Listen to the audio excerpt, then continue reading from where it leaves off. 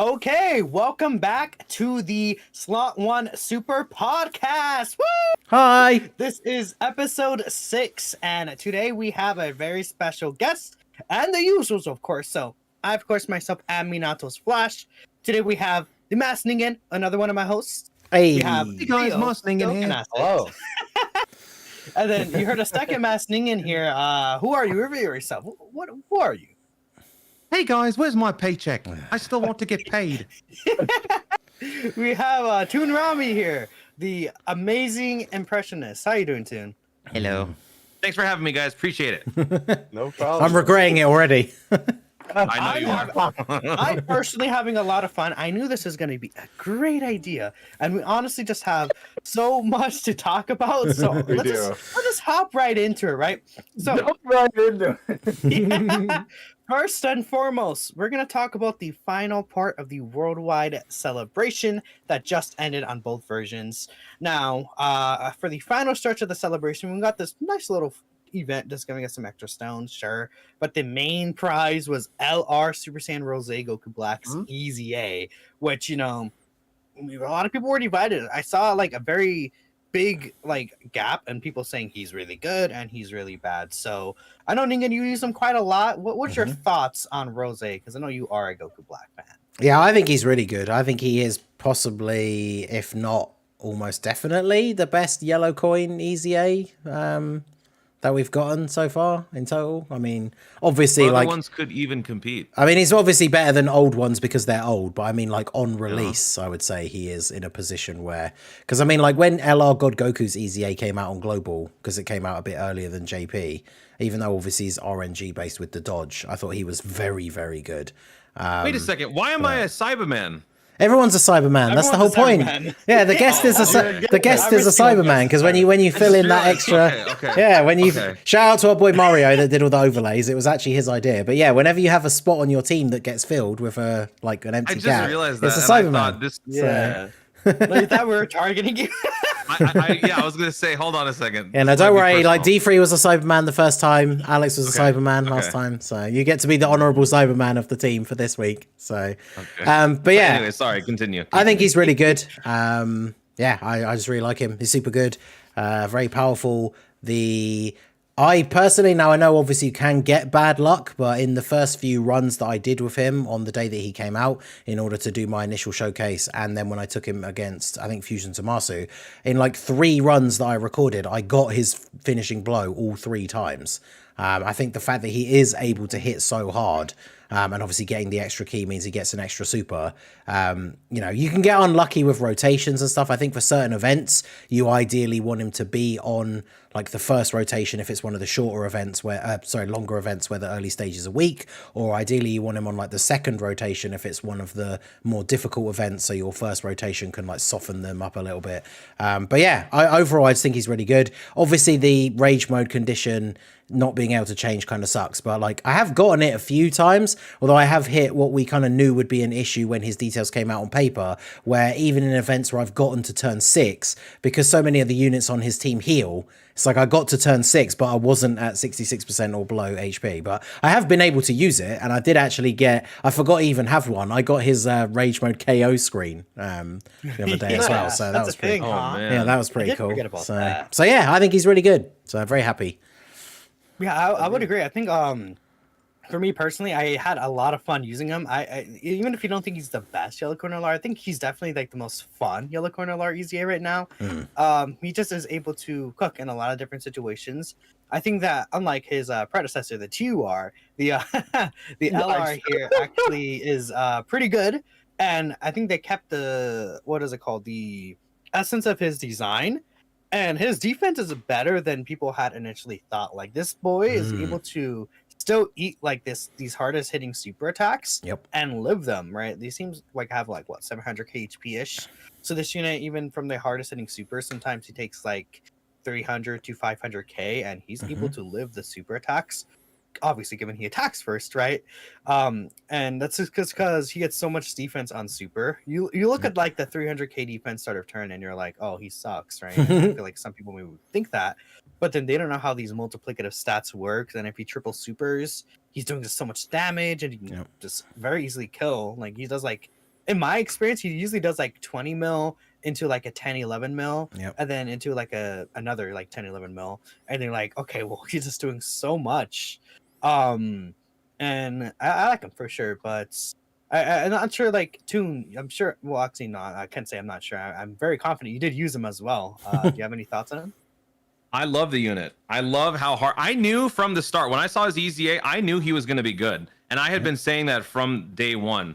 Because what I love about this guy is that he basically blitzes you with reckless abandon. Yeah, he's got defensive issues pre-super, but when he gets the ball rolling with multiple defensive supers and a 20+ million attack stat, just casually, turn one, that makes him so incredibly fun to use. Yeah, there are risks with any unit, but if you know how to use the unit and you use items on certain events where he can be a bit of a liability, you'll be fine. And I think that because he doesn't have guard, because he doesn't have damage reduction on the passive, people are so quick to judge and then just get entrenched in their views that a unit just sucks because it doesn't have those two things, that their judgment just gets clouded, and it's wrong. Like, Rose is good, Rose is strong, Rose can do things that the 5-year fusion EZAs can't even do turn one. Yeah, in the long run, the fusions are obviously better because they have guaranteed dodge when they first transform. They have insane combo power and insane attacks and insane active skills. But being able to turn one, drop a 20 million plus attack stat and do oodles of damage right away says a lot about this Rose unit. I think he's really fun. I like him. I think he's fine. Just one extra thing I want to point out. I think that people, like, especially for EZAs, like if it's like if this Rose is like brand new, and then it's like we have like all these AoE fights, it's kind of like I kind of see where people's arguments read, but this is a years old unit that's getting an EZA. They're not gonna make him like invincible. He's gonna have faults. They usually give these EZA units a lot of faults sometimes. Yeah, hold on. Just to follow that, I do want to mention, when I ran that Fusion Zamasu event with the AoE, I had a Whis active, and he picked up all the key that he could. So he was at key 24. He took 60,000 on the AoE with a Whis. Yeah, and he was on a 200% team with Max Links. Like, even with the item, he even without the item, he would have been fine on that AoE, I think. Yeah, he would have taken like 250k or so. Yeah, in my experience, that's what he takes, which is like we're in an age now where we're taking millions of damage from Cell Max, like 250k on an unprotected like AoE. That's not a problem. And the thing is that early on you have like Fusion Zamasu, who's just invincible slot one, he's not taking damage, and you have like other dodging floating units, so you'll usually be fine if it's just one unit like Rose on your team. Which is why it's not that big of a deal, right? Dude, it was crazy. Without his critical, because he gets that after the killing blow, I have him at 1 critical, and then he also gets 5% from Dismal Future. He was casually dropping like 8 or 9 million non-critical damage against that Fusion Zamasu. You know how he's got that damage threshold, where if you don't do a certain amount, it just gets to 0? He was doing more damage with non-criticals than the Tech LR Fusion Zamasu was doing against the Fusion Zamasu red zone. Yeah, it's like, I think the thing is, like we said, because his team has so much healing, it's like, yeah, even if you don't use an item, obviously his biggest risk will be like taking a super, but he takes like 250k from the AoE potentially, let's say, but your team has like 700,000 HP, and then he heals a bit at the end of the turn if he got hit. Then you've got multiple other units on the team that heal. If you're running the Int Zamasu, who I quite like running as a floater on that team, if you're going to have your two main rotations being Realm of Gods characters, then he's in the end slot. His best build is full additional. He's firing off multiple supers that heal you. So it's like Rose takes all this damage, but then sometimes even by the end of that same turn, you've healed most of that damage back. So the main risk obviously comes from him taking some of these big super attacks, but obviously, I've talked about this many times before, so I'm not going to go into the whole thing again, but it just comes down to, like, units have different roles, and his role is to be on the team and do an absolute ton of damage. And so, in the flip side to that, he doesn't tank super attacks, but, oh well. Not every unit in the game can tank super attacks, right? And I feel like sometimes he could eat those super attacks. Yeah, like he can. His defense could get up to like 1.3 million. I think. Well, I had a turn. I think shout out to our boy Proton, the guy. He posts all the data download stuff, so I think he might even be in the chat. He calced a turn for me while I was recording a run on stream where I had big bad bosses and a support unit in slot 3, and he got the triple super turn, and it was like 1.5 something million defense, which is pretty good. Like raw defense on its own is not enough sometimes, but when you're rocking like 1.5 million, that's pretty good. So That's pretty good because these bosses at most do like 2 million damage. So like, if we're considered like just type neutral, he's taking around like at most like 500k damage from like the hardest hitting bosses supers, Mhm. and it's like you just live that with 700 HP. But I think Theo, you had something to say. I think you tried to say something once or twice, and it just kind of the conversation flowed. No, you're good. No, I wasn't saying anything. The only thing I was gonna say regarding Rose himself was like the timing was just so weird. yeah. Like I don't They know. had that dead week, then it's like they dropped him the week after. Kind of like dumb, in my opinion. I don't know why it Yeah. wasn't spaced out better. No, I don't know. I was like, because when I saw that happen, like at that point, I think everybody had almost like lost hope because it was so Yeah. like, deep in the, like the end of the celebration. People were just like, oh, well, it's just not going to happen. And it's just so weird. I don't know. Like, I'm sure that there's probably somebody, one of the Dokkan historians in the chat, I'm sure could check me on this, but I swear something like this, I feel like has like not happened before. I don't know. It's just really weird to me that like they tack it on like the end, and it was kind of surprising to me that they didn't try and do more with it and make it like just another part or like an actual EX part or something like that. Like I wonder why they didn't just like add a little bit more content and then like call Yeah. it something more than just a bonus EZA basically at the It end. was so late. Yeah. It was literally one day before the celebration ended that it really seemed like an EX part was then on the horizon at that point, because I didn't think there was going to be one. I thought that Yeah. if they were going to do it, they would just retroactively add it to part 3, maybe like a week in or something. But then at that point, instead of just tacking it on, you should have really just made it an EX part. Like just something Right. about this just doesn't seem right. Like there had to have been some sort of, I don't know, development management issues or something, because why else would Yeah. they do something that unorthodox? And then It the seemed the like- Dokkan yeah. event is available for only 6 days. Yeah, like, bro, I don't know. It seemed like either like an afterthought or maybe they just like wanted to include it in the celebration earlier and it wasn't ready or something. Like, I don't know. I feel like I think, they could have just dropped the EZA and then had like a, I don't know, like a, a co-op campaign with a wallpaper and then, like maybe one other event or something like that and called it an EX part. I don't know. I feel like they just could have added a couple more things and, not had it just been this random event. I feel like their idea was like they wanted to be with the rewarding bonus because like that came out like basically Yeah. the same night, right? So I I guess Yeah, it's guess, kind of like the last like- gift of the celebration kind of thing, I guess. Yeah. yeah, that's Yeah. what I'm thinking. That's why like I feel like he's better than a usual yellow corner LR EZA. Like I think I said this earlier, but I agree he's the I would agree he's the best yellow corner LR EZA if we're gonna rank, but I think that's pretty much it for Rose. And Yeah, because I think was it last week we like didn't even know if he Yeah. actually was gonna come out. Yeah. Last week, our whole episode was like us speculating that he was missing, You and me and Nico were like, "Oh man, this is really unfortunate, man. It ain't gonna happen." And now, I like as soon as I saw that super, and what's funny too is that I swear it was like the day of or like the day after that episode of the podcast that was shown. I was like, "Well, now we're just sitting here with egg on our faces. Like, come on, bro." Yeah, well, it was a fun time. It was fun regardless for sure.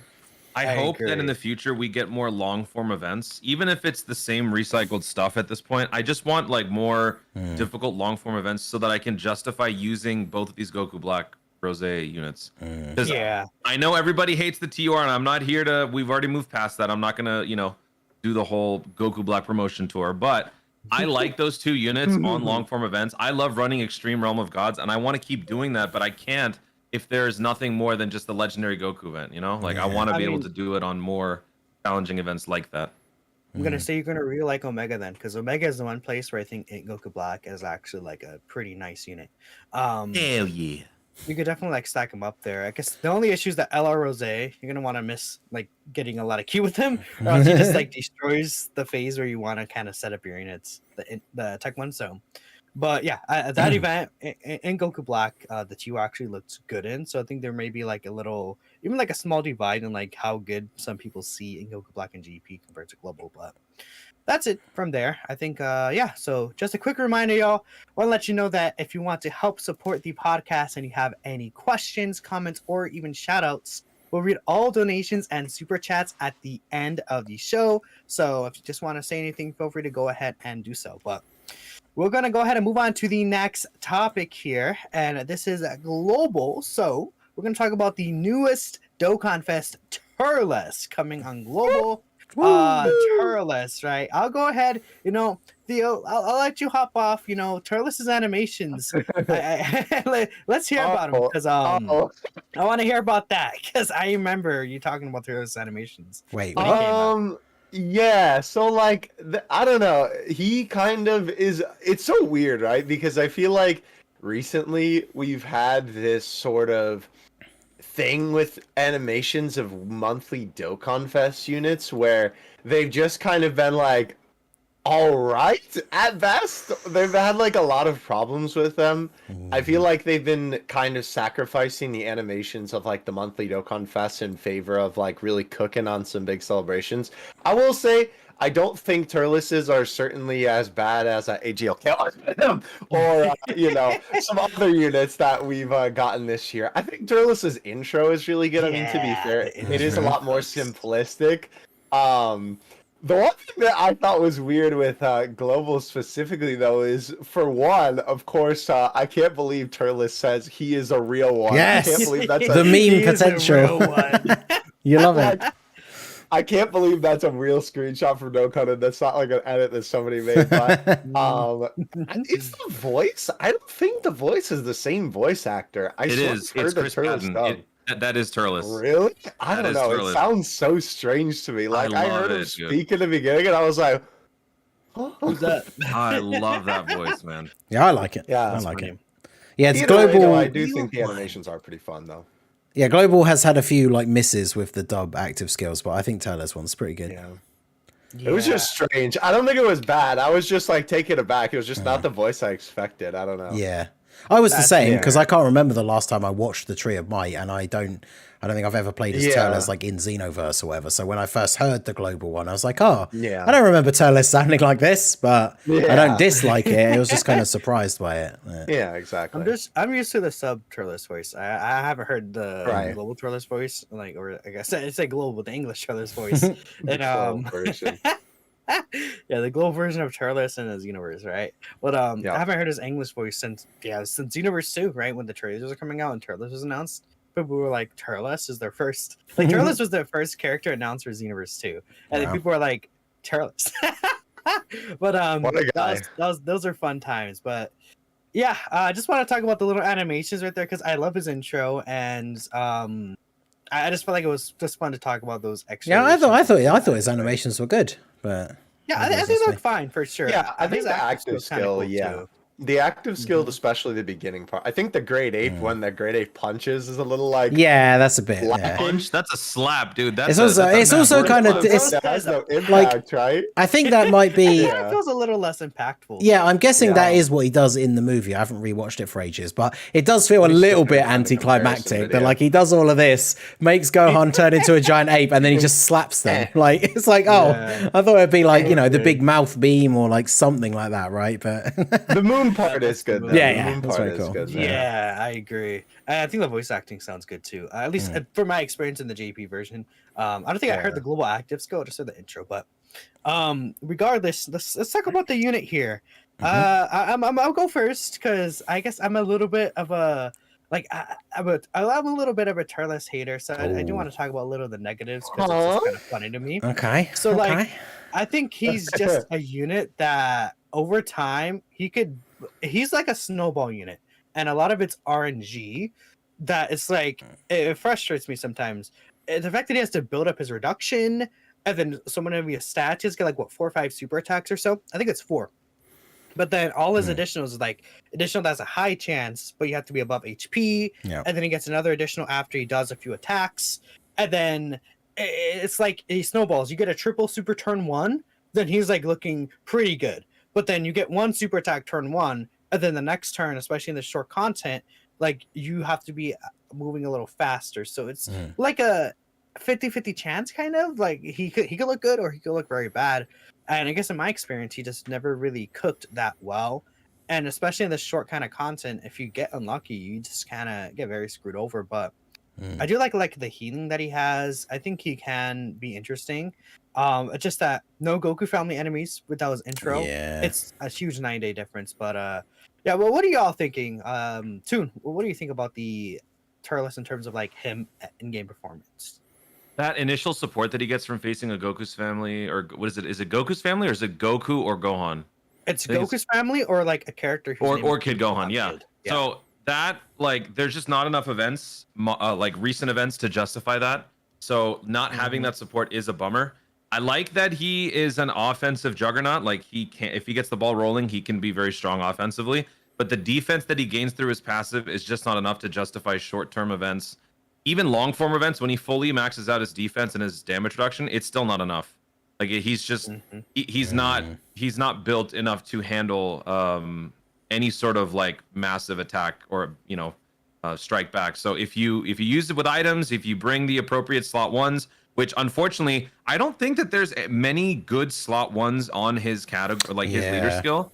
Like really, the ones that come to mind are the Revive Goku, the Bird Super Saiyan Goku, who's a 170, and then the Almond and Nutsack or whatever his name is.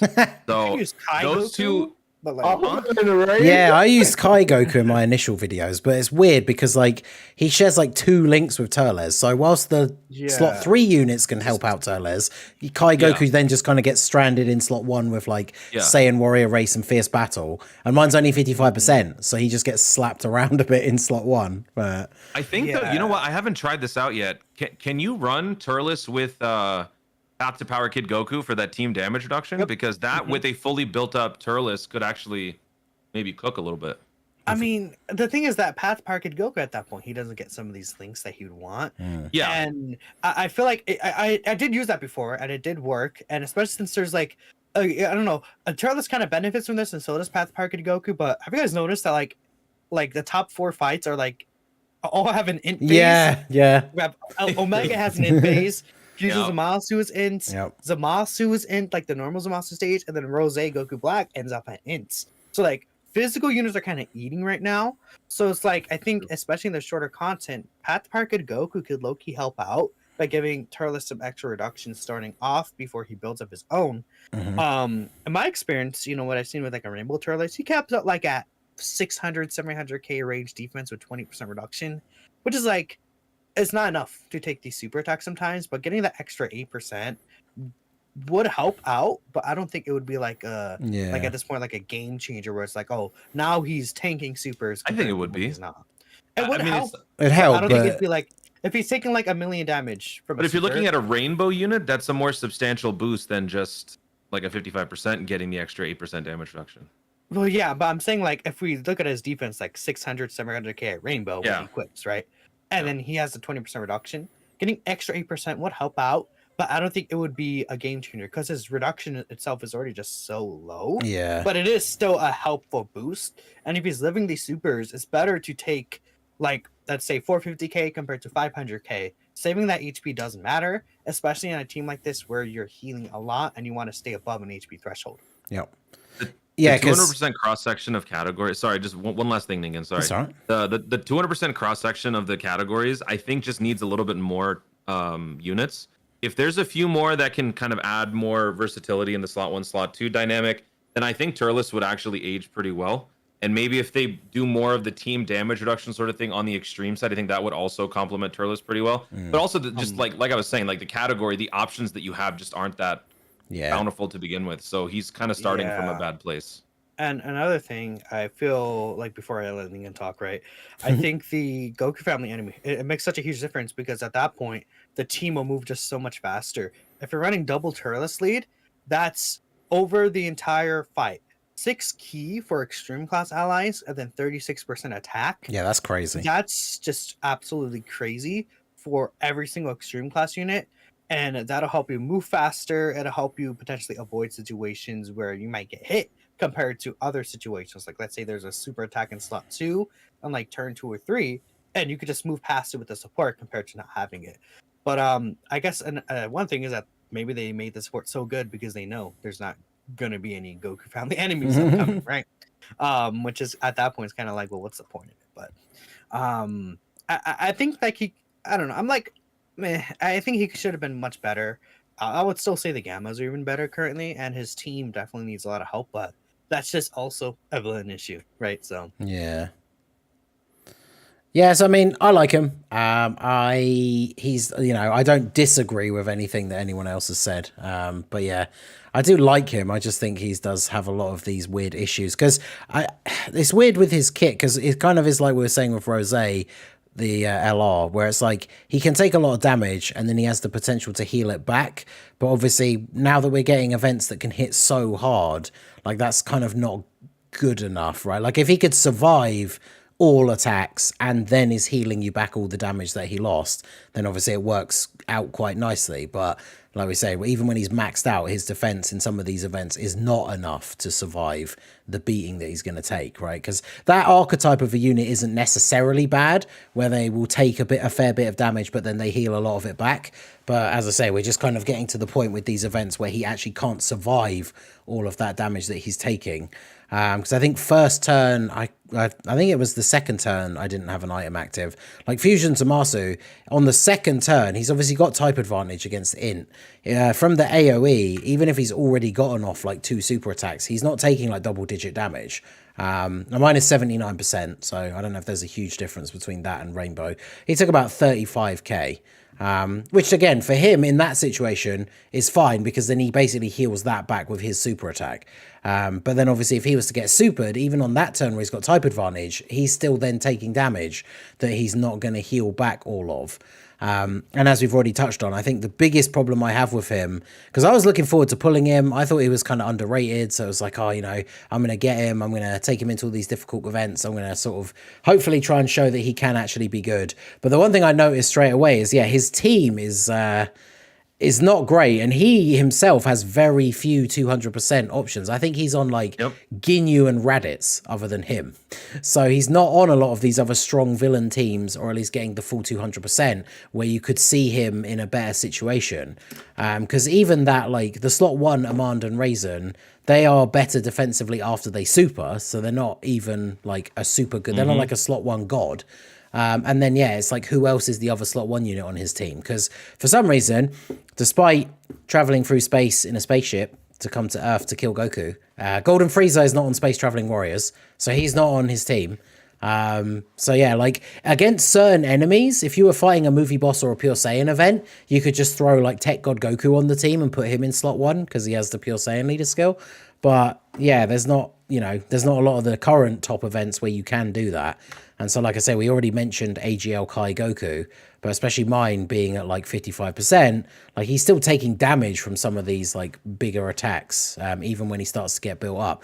Now, I did have a good situation. He does have that clutch heal when you drop below a certain amount of HP, and like then he heals you at the end of the turn, which can be quite useful in some of these tougher events. But the problem ends up being, if you want to run support units on Turles' team as well, like Chilai is quite a popular support option, then it means you end up with the rotation where you have Kai Goku in slot 1, Chilai in slot 3, so then Turles doesn't have Big Bad Bosses active, and then he still is not in a situation where he can really be at his full potential. So he is a unit that I think will definitely benefit from some maybe future releases, but we haven't really talked about, I guess, our summons or summoning in general, but like, I feel like unfortunately for him, as good as he has the potential to be, he's just one of those banners for global where he's a very easy skip, which is unfortunate because he's kind of fun, but he's just not anything crazy, unfortunately.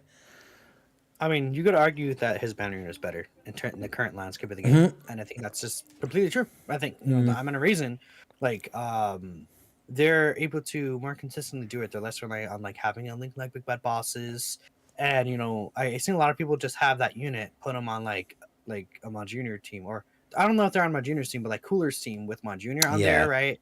And then they run that as like a rotation, or like him slot 1, Cooler slot 2, right? And Cooler in some of these events, he can still be solid, right? So I feel like people would rather just use the bounty unit in a lot of more situations than the Turles himself, which is kind of funny. And that's just how the game is currently. Also, it's weird. The banner doesn't have like any discounts or anything, right? I think on Yeah, that's super That weird. was such a shock. Yeah, I saw people were shocked. Does a banner after Worldwide and Global usually have discounts? they've done it a lot for some of these banners that we would argue are like. I mean, we kind of call them filler banners when they come out on JP anyway, like these banners between big celebrations. But when those banners then come to Global, you very often see them trying to sweeten the deal so like people will actually summon. And yeah, it's very surprising. Like. I think I said it on the stream when we looked at the banner. It's like, do they actually think people are going to summon on this with no discounts? And like, Yamcha is good, and Bardock is kind of aged already. Like, would you really summon on that banner with no discounts, especially coming out of the worldwide celebration where a lot of people are going to be tapped out? Like, it's just a very different story. I 100% expected this to be like 3 discounted steps, and then the third one is guaranteed featured, but. Yeah, nothing. Well, to be fair, though, I mean, I'm no global expert, right? Because obviously I play JP, but don't they typically only do discounts on celebrations that are like quote unquote bait before a big celebration? Yeah, that's a thing too, right? Because I was surprised because I saw people talking about, oh, there's no discounts. I'm like, I didn't really think that there would be discounts here because it's usually like before anniversary, before like New Year's, before Worldwide, between, it's like that's where they kind of put the discounts to sweeten the deal because they know something big is coming. Hey, up, whoa! It's a bait banner for heroes. There you go. There we go. Oh my goodness! Yes, he's cooking. Blah blah blah. That's gonna be Trunks' banner, okay? But yeah, I think I don't know. It's just an easy skip. Bait? You're a funny guy. I mean, not those Flash. You're a real funny guy. Tech Trunks is bait. What are you talking about? Bro, that's like putting like poison on a fish hook, bro. We'll talk about that whenever he's announced. Yep. In like a couple of weeks time, I imagine. Yeah. So I guess we'll talk about this guy just really quickly before we move on to like some of the JP stuff. But Ningen is a huge fan of this unit, I think. Dr. Wheelo was on Global. Ningen's so hyped for him that he's gonna use Kai's on him to get him instantly done. Hell yeah! How easy is to use him. God. Yep, that's right, baby. He needs to use them that bad. Expect a reload showcase soon. Yeah, tomorrow. Coming tomorrow. Yeah, because that's the thing. Like, I've done it for the look. I've done it for the last couple of Prime Battle LRs because as a content creator, I want to make the video on him as soon as possible. So I'm not farming 777 medals again. Like, nah. I get it. I wouldn't either, honestly. Plus, as we've said many times, right? Like when we're at the point where now, because I used to Dokkan responsibly back in the day, I'm somebody. You never did. Hey, I'm gonna beat that. No. I gotta beat these allegations right now. I am the guy who did things like farming up 9 Super Saiyan 3 Brolys, which means you had to farm up that stupid free-to-play one, awaken him into a Super Saiyan, and awaken him into a Super Saiyan 3, and do that 9 times. I paid my dues of Dokkaning responsibly back in the day, and that's why I have 1,000 Kais now. It doesn't justify you stopping. Yeah, it does. Because once you have 1,000 Kais, why do you need to save him? I'm so glad. That's what I'm saying. Exactly. Your Kai. Yeah, exactly. You can do that, but you should still promote the good word of Dokkaning responsibly. You've abandoned it completely. June is just jealous. He has like 20 Kais or something, right? Yeah. That's all I'm saying. But I used to have like 2,000 Kais, and then I started using them too. Exactly. Yeah, you got them to use them. He's like, what's the point of hoarding Kais? I don't understand. Yep. Like, just use them, especially when you want to get these videos out really quickly. But Exactly. I mean, yeah, Dr. Wheelo, it's like we're not even talking about him at this point. That's how bad he is. He's just awful. Dr. Wheelo is just actually just so bad. I think, like, I'll be completely honest, I didn't grind him. Oh, I think what's more annoying Fake is fan. that his EZA won't happen for at least like 3 years because they've seemingly just like stopped with the regular rotations of like legendary campaigns and extreme challenge campaigns. Like we still don't have a Kid Gohan one. We literally we barely got Krillin this year. And it's like Dr. Wheelo is gonna be like in 2 years, and it's like, oh, guess what? He's still gonna suck. It's like, who cares? I'm sorry. Like, what's the point of giving him flat boost? It literally, they make him as like, okay, we'll give him flat boost now, and then he'll get percentage when he EZAs 2 years. Yeah, I don't know That was why. still, like, a bad- Yeah, just give them. Yeah, they realized like why give it when they gave them the EZAs. They obviously realized their mistake and how badly they age. So the EZAs they started changing them all to percentages. Why are they just not giving all the new ones percentages in their passive? I really do not understand it. Like because they're giving some of them really big numbers to try and make up for it, but it's like just give them percentages. They have to stay consistent. That's the definition of a prime battle LR. It's stupid. Yeah. I hate it, but it is what it is. I mean, I, honestly, I'm the host today. If you guys couldn't tell, but we're gonna skip this guy. I don't care about him. That's all we have to say. I was gonna bring up the KFC question. Wow. KFC? No, KFC. Yeah. What do you mean KFC? Why? Well, I was gonna say for heroes, you think there's a chance we get Colonel Sanders? Oh, that's Dr. the Wheelo. other Dr. Wheelo. Yeah. I mean, maybe, but like you're still not running Dr. this W, guy. yeah. Like, I guess if you want to do like a little funny video, Dr. Wheelo rotation clears Jesus monster. Sure. That's something you could do, Toon. Yeah. I cannot care less about this LR. And it's really surprising because usually I'm kind of open to like every unit, but this guy's like, what? He has no purpose and it sucks. His links suck. Oof. He's just bad. He's on like no teams. Did It you just say bad or fat? both. Look at that fat brain. Nah, look at that thin waist. Come on. Well, I was gonna say he's got quite the thin waist though. Well, yeah, he's like freaking 30 feet, Don't so his waist objectify is like Dr. huge. Wheelo now. Okay, whatever. Let's continue. We have, okay. We have the androids on JP. Woo! Yeah. And let's not forget Get Base over Goku in the seven, background. baby! Yeah, and with base Goku again, Featuring Almatsu's Goku. favorite. Yes. So I guess I'm the only JP player. So Oh, are you gonna take that, Theo?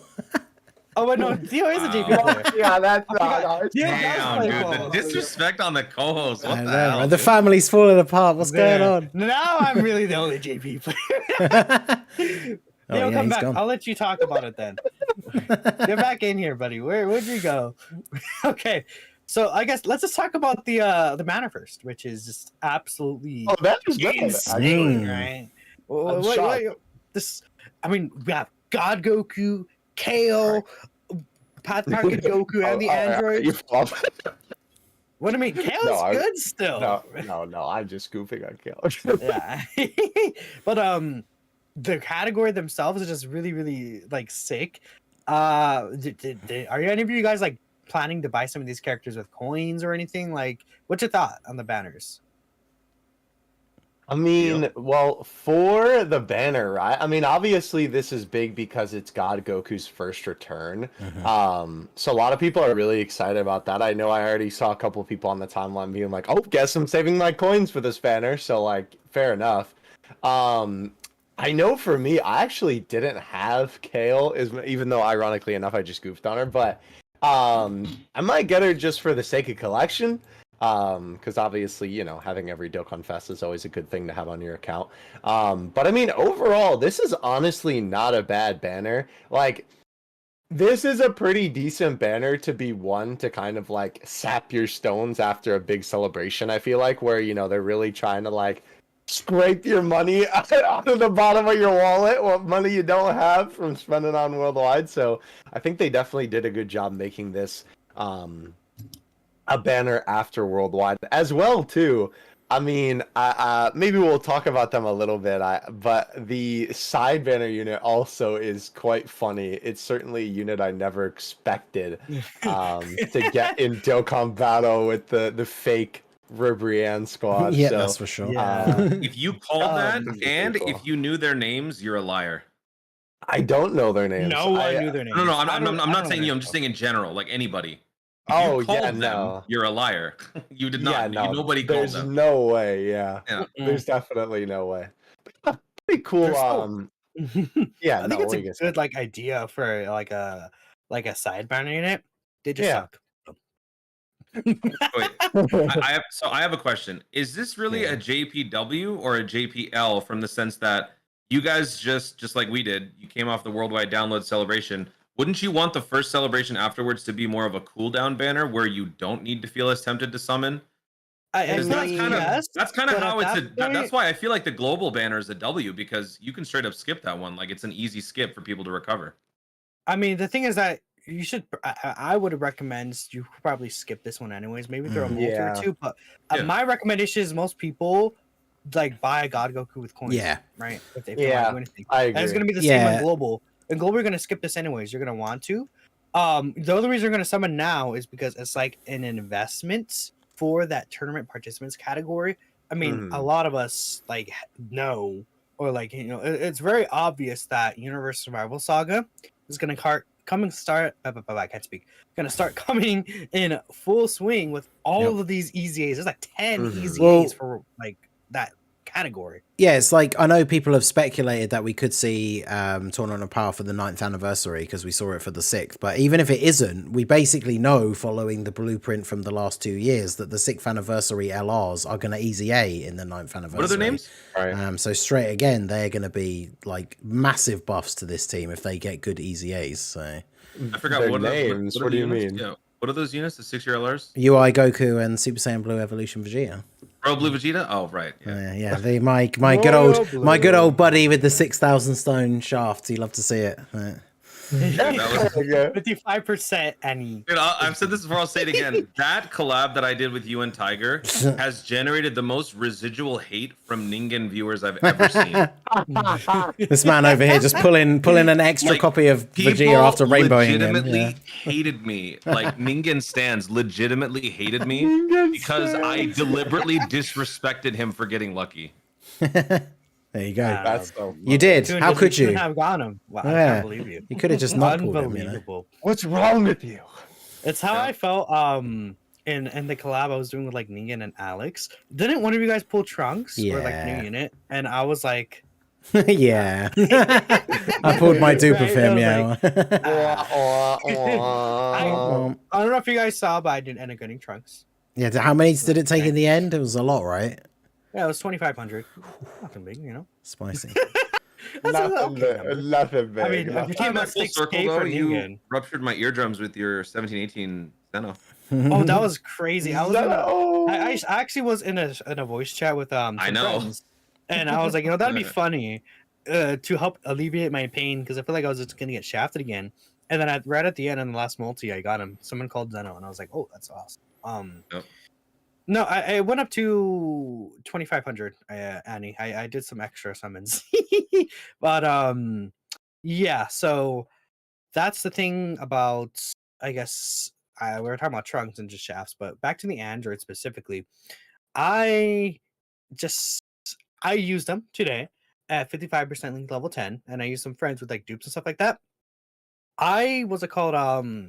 Took him against fusions and moss where I knew they were gonna be like kind of bad, but in my mind I was like, okay, they'll like kind of like how LL Rose is, where it's like, okay, they'll take like a 200-300k normal, but then like the rest of the team, there's like a lot of dodge units, 17 could tank, the super attack, right? And it's like it'd be okay. But then the thing I didn't think about is situations, which happened 3 times to me, by the way, where you get both of them in the same rotation turn 1, the friend and your own, and then if there's not a Goku, and it's just like you're dead.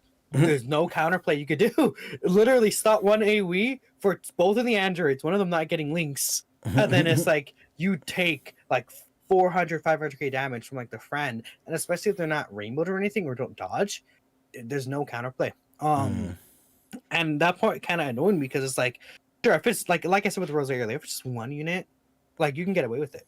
But if it's 2 units that you could get in the leader skill together at the same time, and the team itself needs a lot of help still, that's where the issues start rolling in. And I'm like, they really needed that 35% reduction they get to be at the start of the turn. I think that's my only real issue with them.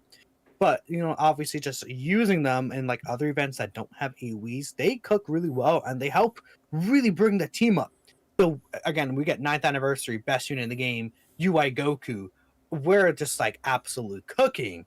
But until then, I'm not sure how I really feel about them. I want to use them a little more, but I'm just a little disappointed in like they design like a lot of these AoE shorter fights or even Omega has AoEs, and it's like they don't account for that for some reason. Like the only reason they have the damage reduction on Super is because of the fact that they don't want them to take those AoEs, which could absolutely destroy. And I don't know. As a new Dokkan Fest, I'm not really a fan of that. But what do you guys think? I'm not sure if you guys actually have used the unit, if you have like a JP side or something, but that's my experience with them anyways. I know Ningen has a JP side. You still play that? Nope. That's crazy. Well, we can still talk about them like on paper. You guys obviously. But yeah, I mean, I obviously seeing what they Yeah. did when their details came out, I thought they looked really, really good. And then obviously, you know, like you said, there's issues of like in battle and stuff like that. So it's somewhat understandable. Their team, like you said, I think the best way to sum it up is kind of what you said before, where if you were going to summon for them now, it's more so for the investment of what they could potentially become, right? Because if we get a big tournament of power celebration within the next, like, even potentially 4 months, like they won't have come back again by the time that happens, right? So they're kind of something you want to get now, maybe. And because the banner is good, it kind of sweetens the deal. It's kind of what I wanted to say actually about what Toon said, is about whether you would want the banner to be this good after the worldwide. I think it more so comes down to it's the headliner unit that you don't want to be a must-have after one of these big celebrations, because like Minato said, the banner being cracked means you can spend all the red coins that you just got during the worldwide celebration to get units like God Goku, whereas you don't necessarily want the androids. Whereas the worst case scenario is you get a unit like God Goku dropping as a brand new unit in this kind of time slot. That's where it would really hurt you. So I mean, they could be a fun unit to have. We just have to wait and see, I guess. Their team could become really, really good.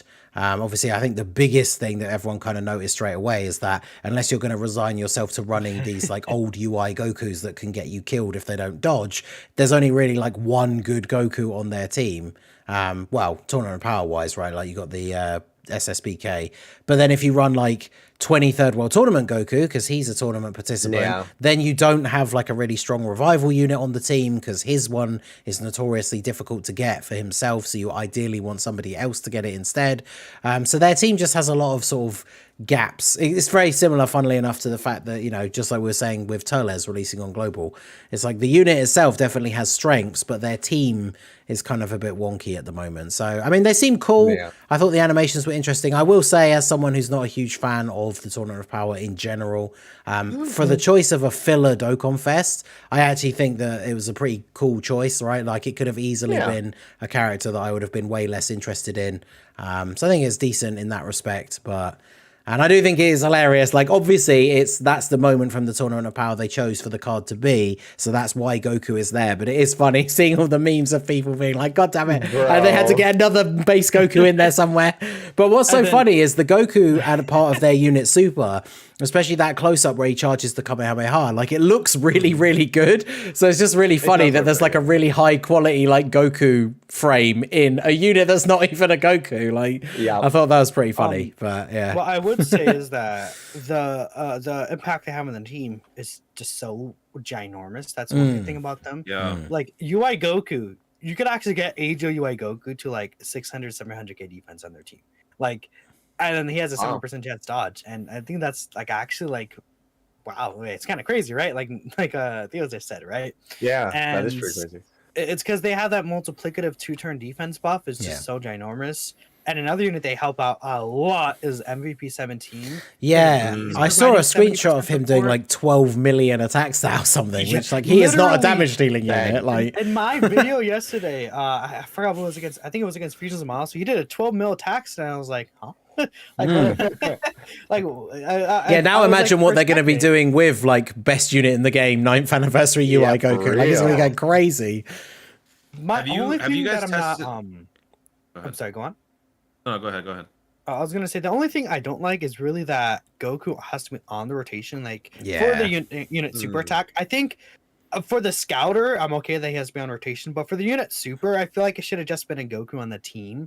Like maybe that would have been a little too good even, but I just feel like if you're building like these teams, you want like Android Assault with them, these Android links. But then you have to have Goku on rotation, who doesn't have those android links, so it's kind of Yeah. a little weird with how you have to set up your rotations. And if you don't get Goku like turn 1 with them, then you miss out on the support, and then your team kind of slows down a little. But again, that's for the team currently. When we get like these stronger units, it'll be fine. But that's all I have to say. That leads perfectly into my question, though. How is the Blue Kaioken slot 1, 17-18 slot 2 dynamic? Have you tested that out? I've used it a little. It's just that these bosses hit so hard turn 1 that you can't get the support off instantly.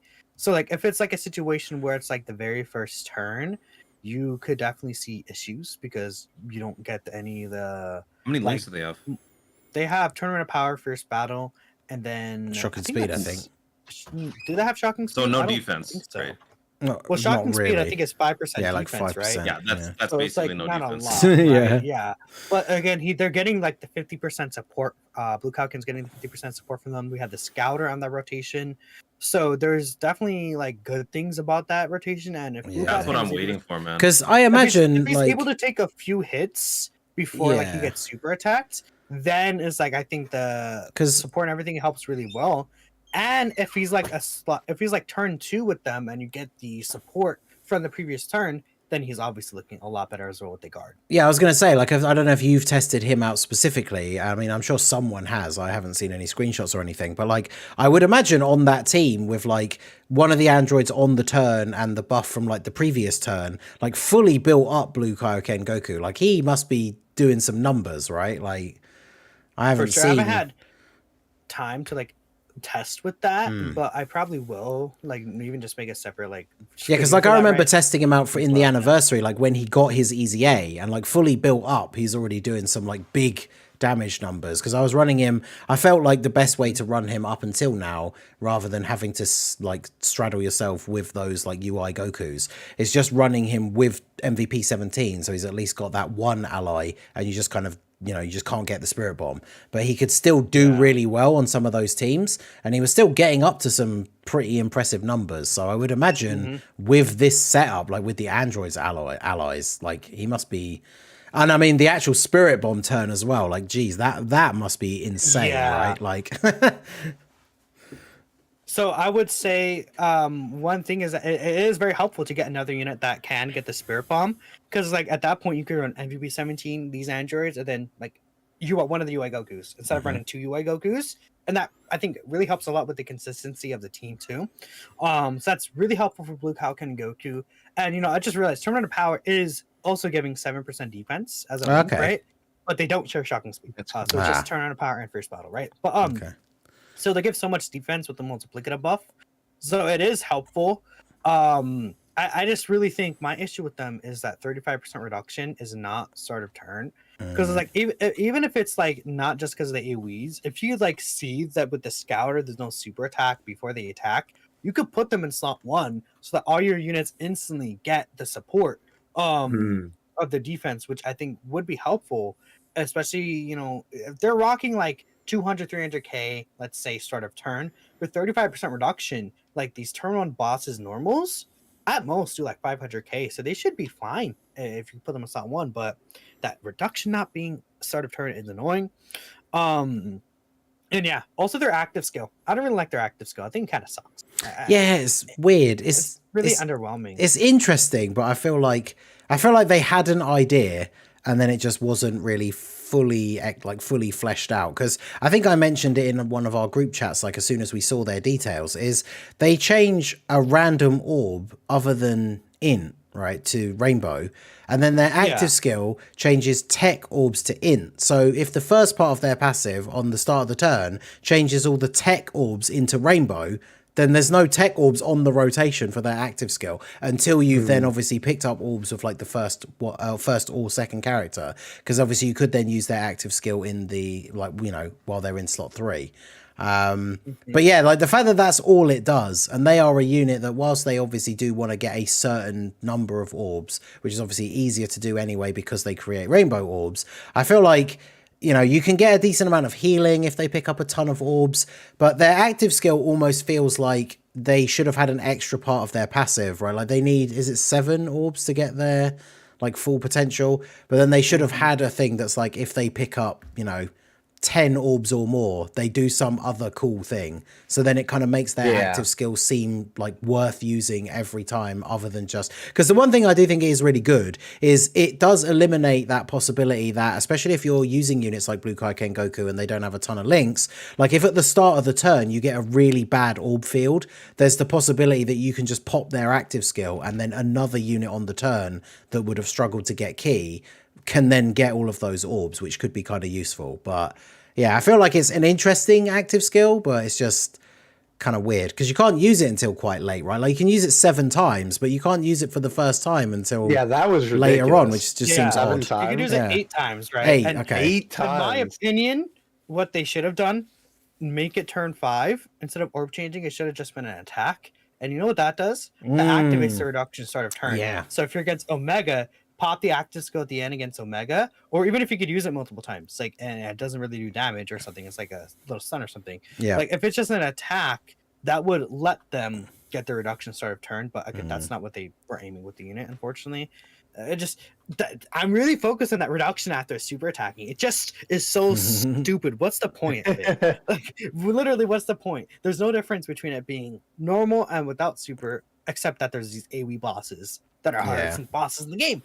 Yeah, it's like if you're going to give a unit 35% damage reduction, just give it to them at the start of the turn, right? Yeah. 35% isn't even like that good. Yeah, it's not like it means you solid can put them in slot 1 and they're invincible in every event, right? It's only 35%. So if they're going to get it, just give it to them start of turn, yeah.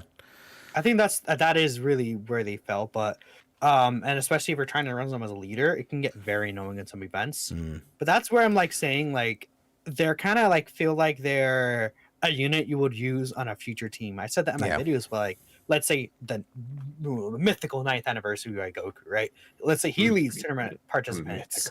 Then you just put them as a floater on like that WI Goku team, and that works. Another setup you could use them right now though is the Blue Goku and Vegeta team, because they actually activate their passive.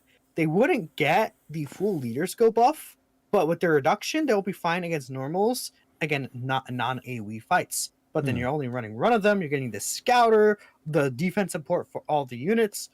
The actual support in their passive won't really do anything, but that 2-turn multiplicative defense support and the orb changing could be really good. So, I don't know.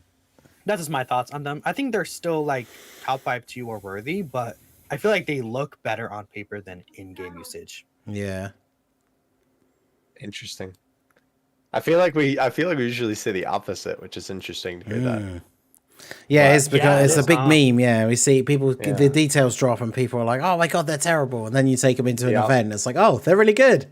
Yeah, this time not so much. Apparently. It's really their design looks good. It's just I feel like their team and how the events in the game are just kind of hurts them, right? Right. That makes sense to me.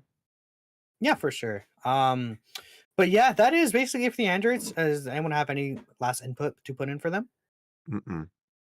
Yeah, Toon, what are your thoughts? You love Tournament of Power, come on. Yep, we'll be hopefully channeling those god rates again for androids when they show up in December on Global. Yeah, hopefully so, right? Like, that banner is really, really good, so I understand if people would want to summon for it. But next we have the EZA for the celebration that's upcoming. STR Jiren. Yeah, who is it? Who is it, Toon? Who's getting an EZA, Toon? Also, we have the hit like side banner units. We'll talk about, I guess, after this. But STR Jiren getting an EZA, Jiren, right? Yes. This is an EZA that I've been really excited for. I think because I like Jiren, I think, more than other characters. I'm a hashtag Jiren lover, Jiren defender. You already know. Like God, Jiren, that was funny. If you're a Jiren, yeah, you saw the tweet I made. You guys probably know. I saw that. That was funny. Yeah, we love Jiren here, dude. I honestly, they make him just a tank unit, like just a tanky unit. I don't care. Like, I feel like Jiren is a character where if they grab the essence of what Jiren's going to be, he's gonna be tanky and he's gonna do good damage, right? I don't think he's gonna be anything special. I think they should just go all in, make him do like, I don't know, like triple 10 mils and then like 50% reduction with like 700k defense, and then I think he's cooking. right? Just something like that. Like basic but good is what I think they'll go with the Jiren EZA. And that matches with what his like basic design is right now. Obviously, he's like years old, right? True. But when he came out, having like what is it, 130% attack and defense at the start of turn, that was kind of crazy for like a turn 1 unit. It's like, Yeah. wow, okay. And then he had the stun, which is interesting too in Super Battle Road content. I think that Jiren is actually really good when he came out. And hopefully they do the same thing and give him justice, especially since he's such an old unit. Justice. Justice, right? Loki, I was thinking that they would like even just save him for like another Topo celebration or something like a God Topo, True. but it's still good that he's gonna get an EZA now. So hopefully he is good. There's not really any speculation we could do what he's gonna be like because he's so old. He's a 2017 unit. No, he's It's 2018. very blank right? slate. Yeah. It's just He's like the oldest Dokkan Festival unit to get an EZA. Yeah, because it was he just him the- and He Rose. was the wasn't it? last one to receive the EZA. Yeah. Yeah. Yeah, He was the so oldest. now it's I forgot the oldest Dokkan Fest now without an EZA at the top of my head. I couldn't even bring it up if I wanted. 13. Is it 13? I think it is 13. Yeah. It might be 13, but maybe we'll get some other Android like Let me categories look at soon. Mikasa's account. Yeah, I was actually low-key bringing that up myself. Yeah. There they go. Yeah, Mikasa, if you guys don't know, makes really, really good charts and Misaka. everything like that. Get it right. Oh, it's not Love. Misaka. Oh, it is right? I always Misaka, say yeah. Mikasa. That's so weird Dragon because Ball like fans. Yeah, the last time I tried That to is look it up, true. I couldn't find it because somebody said Mikasa. So I started typing it in. I was like, where is it? It's like, Yes, the last yeah, it is one is 13. definitely 13. Yeah, because after that it's Waveku and Super Saiyan 2 Vegeta, And the then, tech one. dude, So- poor, Dude, I can't wait for poor that like EZAs. Super Saiyan 3 goes sir. to Lard, by the way. He just I know. He's himself the for whole only column. one, bro. Yeah, it's kind of crazy. After this, that whole section of that chart is just basically gonna be taken down because it's only him there. It's so sad. Yeah. Hopefully, Bro, like I next, really maybe hope. like a Tapion Dokkan Fest is next or something. Who knows? But yeah. Christmas, yeah. I mean, again, I know you are also a hashtag Jiren defender too, from what I'm understanding. So, what are your hopes for the Jiren? Oh, were you talking to me? Dang it, dude! I yawned right Yeah. as you said the name, and I Oh my didn't hear who goodness. you're talking to. You're talking to me? Yeah, I'm talking to you too. this My guy. bad. Sorry, dude. I yawned. You know, like when you yawn, just there's that one point where all hearing stops. That's what happened. I missed True, it. true. Yeah, I got you. Yeah. Why are you making me yawn? Gosh dang it. Dude, I don't really know what to expect. Okay, well, the one thing is he's got guaranteed crit against stunned enemies. So as like if they can just give like one other dimension to his passive, so some form of maybe additional or a little bit of an extension of the critical parameter, then I think he will be easier to build hidden potential wise. And then if they just make him beefier and maybe add like a little bit of Universe 11 support, then whenever we get the next like Universe 11 Dokkan Festival, that team will be so roided out. I don't really need much from this guy. I just want him to hit hard and give me one other like hit a potential ability or something. I need him to just be tanky. I just feel like the team really wants like a tanky slot 1 unit. They And have it good just- synergy at max links. Like they just need more Yeah. support. Mm-hmm. And yeah, Yeah, there is no turn slot 1 unit. Yeah. Like you have to use UI Goku's would be the best options, but like it's not like the consistency with them, right? So like even if it's like Jiren is like guarding at slot 1 and he has like 20% reduction, I'm like we're good, right? You know. So I fingers crossed. I've even seen people talk about running rotations of Jiren and then hitting God Goku together, because hitting God Goku do activate the android's passive, and with all the support going around, they get like to like 600-ish K defense range with Cold Judgment with Jiren. And then on top of that, they had the 50% dodge chance, and it's like they could potentially be solid in some stages even now. So I think that'd be pretty cool. I just What thought you of think of? something. 11% team damage reduction, extra 11% damage reduction if allies are Universe 11. I mean, Dude, that'd be for crazy. the entire rotation, that would be pretty nasty. Yeah. For sure. And even like I mean, they need it, right? Shout reduction- out to Universe 11 for Yeah. being like the worst team in the game, basically. I mean, Doesn't it have like Yeah. 7 Even with units or just the, something? There's like Yep. 7 units on it. Yeah. even with just the androids, them getting Let that me see. 11% reduction before they attack, which would be so Let huge me look it up. for Yup. them, right? So I Yup. actually I do like that that team too. for sure. No. But yeah, Oh, man. I gotta get the voice in there as the as one of the Jiren haters. So Jiren hater squad rise up. Terrible, Jiren, most boring oh my character. goodness. We hate him. Tomato boo! tomatoes Boring. in chat for Ningen. Boring. We hate him. He sucks. But anyway, Tomatoes in chat for Ningen. I think his EZA, like we said, get him being a bit of a beefy boy would be good. But the one thing that stands out immediately is the only thing he really does is the whole stun thing, which has become so irrelevant now outside of Super Battle Road. They need to give him something, because even if they give him like an extra way to stun, because for example, if he's getting guaranteed crits against stunned enemies, you could give him chance to stun on super and then give him built-in additional. But even then, there's multiple enemies that you can't stun, so they need to give him something else interesting in his passive, because otherwise he is just going to be raw stats, and then he's not doing anything else because you're fighting against enemies that can't be stunned. So I'm hoping that they will cook up something interesting for him, because I mean, maybe it's like 50% crit chance, and then when the enemy's stun, 100% crit chance, and then he has like the medium or like high chance stun. I don't care about the stun. I think he should just leave it alone and just focus on other parts of his kit, because like if they touch the stun and make him rely on the stun anyway, then he kind of sucks. yeah, Right? exactly. I think they need to expand on the it, enemy is but then stunned. doing No, something actually, else. that wouldn't happen. That wouldn't make sense actually. But like they would, I guess the good thing is that they wouldn't lock like defensive mechanics behind the enemy being stunned, because they're stunned. God, that would be So, terrible. I mean, it would be literally pointless. Like imagine guarding when the enemy's stunned. Great, you know the enemy's stunned. They can't attack me anyways. Yeah, Like that's imagine true. they do something like that, and it would be just so stupid. There's like no way. At least that is helpful. That he won't have any important defensive mechanics locked behind that. So that's good. All right, so that is it for STR Jiren, I'm assuming. When does he drop for you guys next week? He drops next week on the 12th, I believe. Dude, I So- can't I believe wait. it's a 12. Can't So yeah, wait. we'll have a small data download before then. No, it's going to be a version update, so it might be a little bit of a. Oh, bigger that's data. right. I Right. forgot about that. We'll Yeah. talk about the version update near the end, but Mhm. one thing I do want to point out again, while a lot of you guys are here, if you do want to go ahead and help support the podcast, we will read any super chats, donos at the end of the podcast itself. So just go ahead and feel free to give your support. We'll read everything out at the end. Just any questions, comments, or shout outs that you want to do.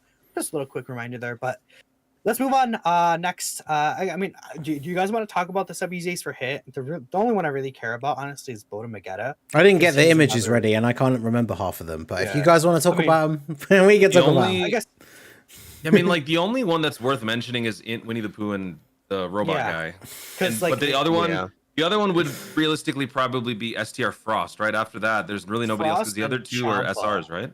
Oh, No, there's Champa too. Yeah. Champa, right. It's like Champa's a support unit for like what Universe 6. So if they expand that, like what if they add tournament participants on there for some reason? I mean, Even he though could he's be. not I in mean, that he'd be a good buff for category. Chaos Team, right? But I mean, she still ideally needs like a new good Caulifla. But I think- he'd be a buff for her team, I guess. Boda Magetta being Boda Magetta's gonna be good. like slot 1 guard Universe 6 unit would Yeah. help that team. Yeah. Even though they're gonna. I feel like with these new stages, we do need a new Caulifla, because Alarka and Caulifla are like a long unit. Well, like, Yeah. we have like Inzamasa, turn 1 is going to kill Yep. him. So that doesn't really mesh well with their design, specifically in the short content. I mean, I guess to be fair, Kale would also get destroyed, so maybe you wouldn't even run Kale in that kind of event anyways, because she gets all her reduction on super attack. Which Just make more team damage reduction EZAs. Yes. After like a year of team damage Yeah, reduction it's- units, we'll be fine. Do we? Yeah. Does anyone else do that since Kid Goku? Am I forgetting someone? No, Yeah, No, like nobody. I don't think so. Kid Goku, especially because villains we could already know. benefit from one of those too. But yeah, Yerp. we need more of those. They hate villains, so it's not going to Yeah. happen. Well, yeah, true. Yeah, I mean, and then there's also STR Frost. It's like, okay, anyways, I we're hate moving on Frost. next. Next Yeah, so we had a global producers letter and a JP little video as well, which is Mhm. basically a producers letter. Oh, There's a lot of interesting developments for the future of Dokkan. Oh yes. We'll go ahead and talk about first the general thing that's confirmed to be coming this month to actually global as well. So it's going to be a global buff for the base from Goku, a Yellow Coin Alar banner, and then JP's next banner is actually going to have this as well, whatever the part 2 Yellow Coin Alar is going to be. And that's going to be a version of Pity coming know. to legendary banners. So Who would have first and thought? foremost, there is confirmed to be after a certain amount of what happens is, I guess we'll talk about the new like limited coin that they're introducing. Another Yeah. coin, oh boy, right? But there's gonna be limited coins now, right? And essentially, Well, we don't know these- we don't know for sure. It's kind of ambiguous, right? No, I think it says straight it's a up said coin. limited coin. No, it says Yeah. it says legendary coin like in brackets limited, but that may Yeah. not necessarily mean it's a separate coin. It might just be the same coin, but you can only use a limited amount, or maybe the fresh ones from that summon or something like that. Nah, I I don't don't know. think like it's a The different details one. are still murky. Like that's kind of part of the reason why people are yeah, confused. but I think it would be funny if it's another coin. Anyway, Yeah, I mean, I think as I pointed it out to Okay. someone, because someone replied to my thing straight away, being like, "Oh God, what, and why did they have to do another coin?" But it's like you have to remember, it's a temporary. It's specifically for It's that not- thing, and then it's done. Yeah. Right? So it's not It a, does it's not a seem- new it coin. does seem that- like it. To yeah, be fair, in like you theory. are right. It does seem like And- it, but honestly, it would be better to be a different coin because then you could save your other yellow coins for like future banners, like Yeah, or yeah. even if like Bulma's Well, there, right? Compared It to is like having No, to it- use your existing yellow coins. It is definitely a different coin because the whole point is that it's not like it's weird because right. So the whole thing is that with Dokkan, obviously we're so used to the coins, and the coins aren't a traditional pity system in a gacha game, right? Like obviously they're more like a loyalty system. I think is probably the best way to put it. Where this will be more like a traditional pity system, where on a banner, right? You have a certain amount of points or whatever the game decides to call it, right? That you work up to by doing summons. And then when you get to that max number, then you're able to get the character, Yep. right, from the banner. So it will definitely be an entirely separate thing. Whatever it like looks like, right? Whether it's just like some kind of modified yellow coin for like the actual asset or if it's a different color or something like that.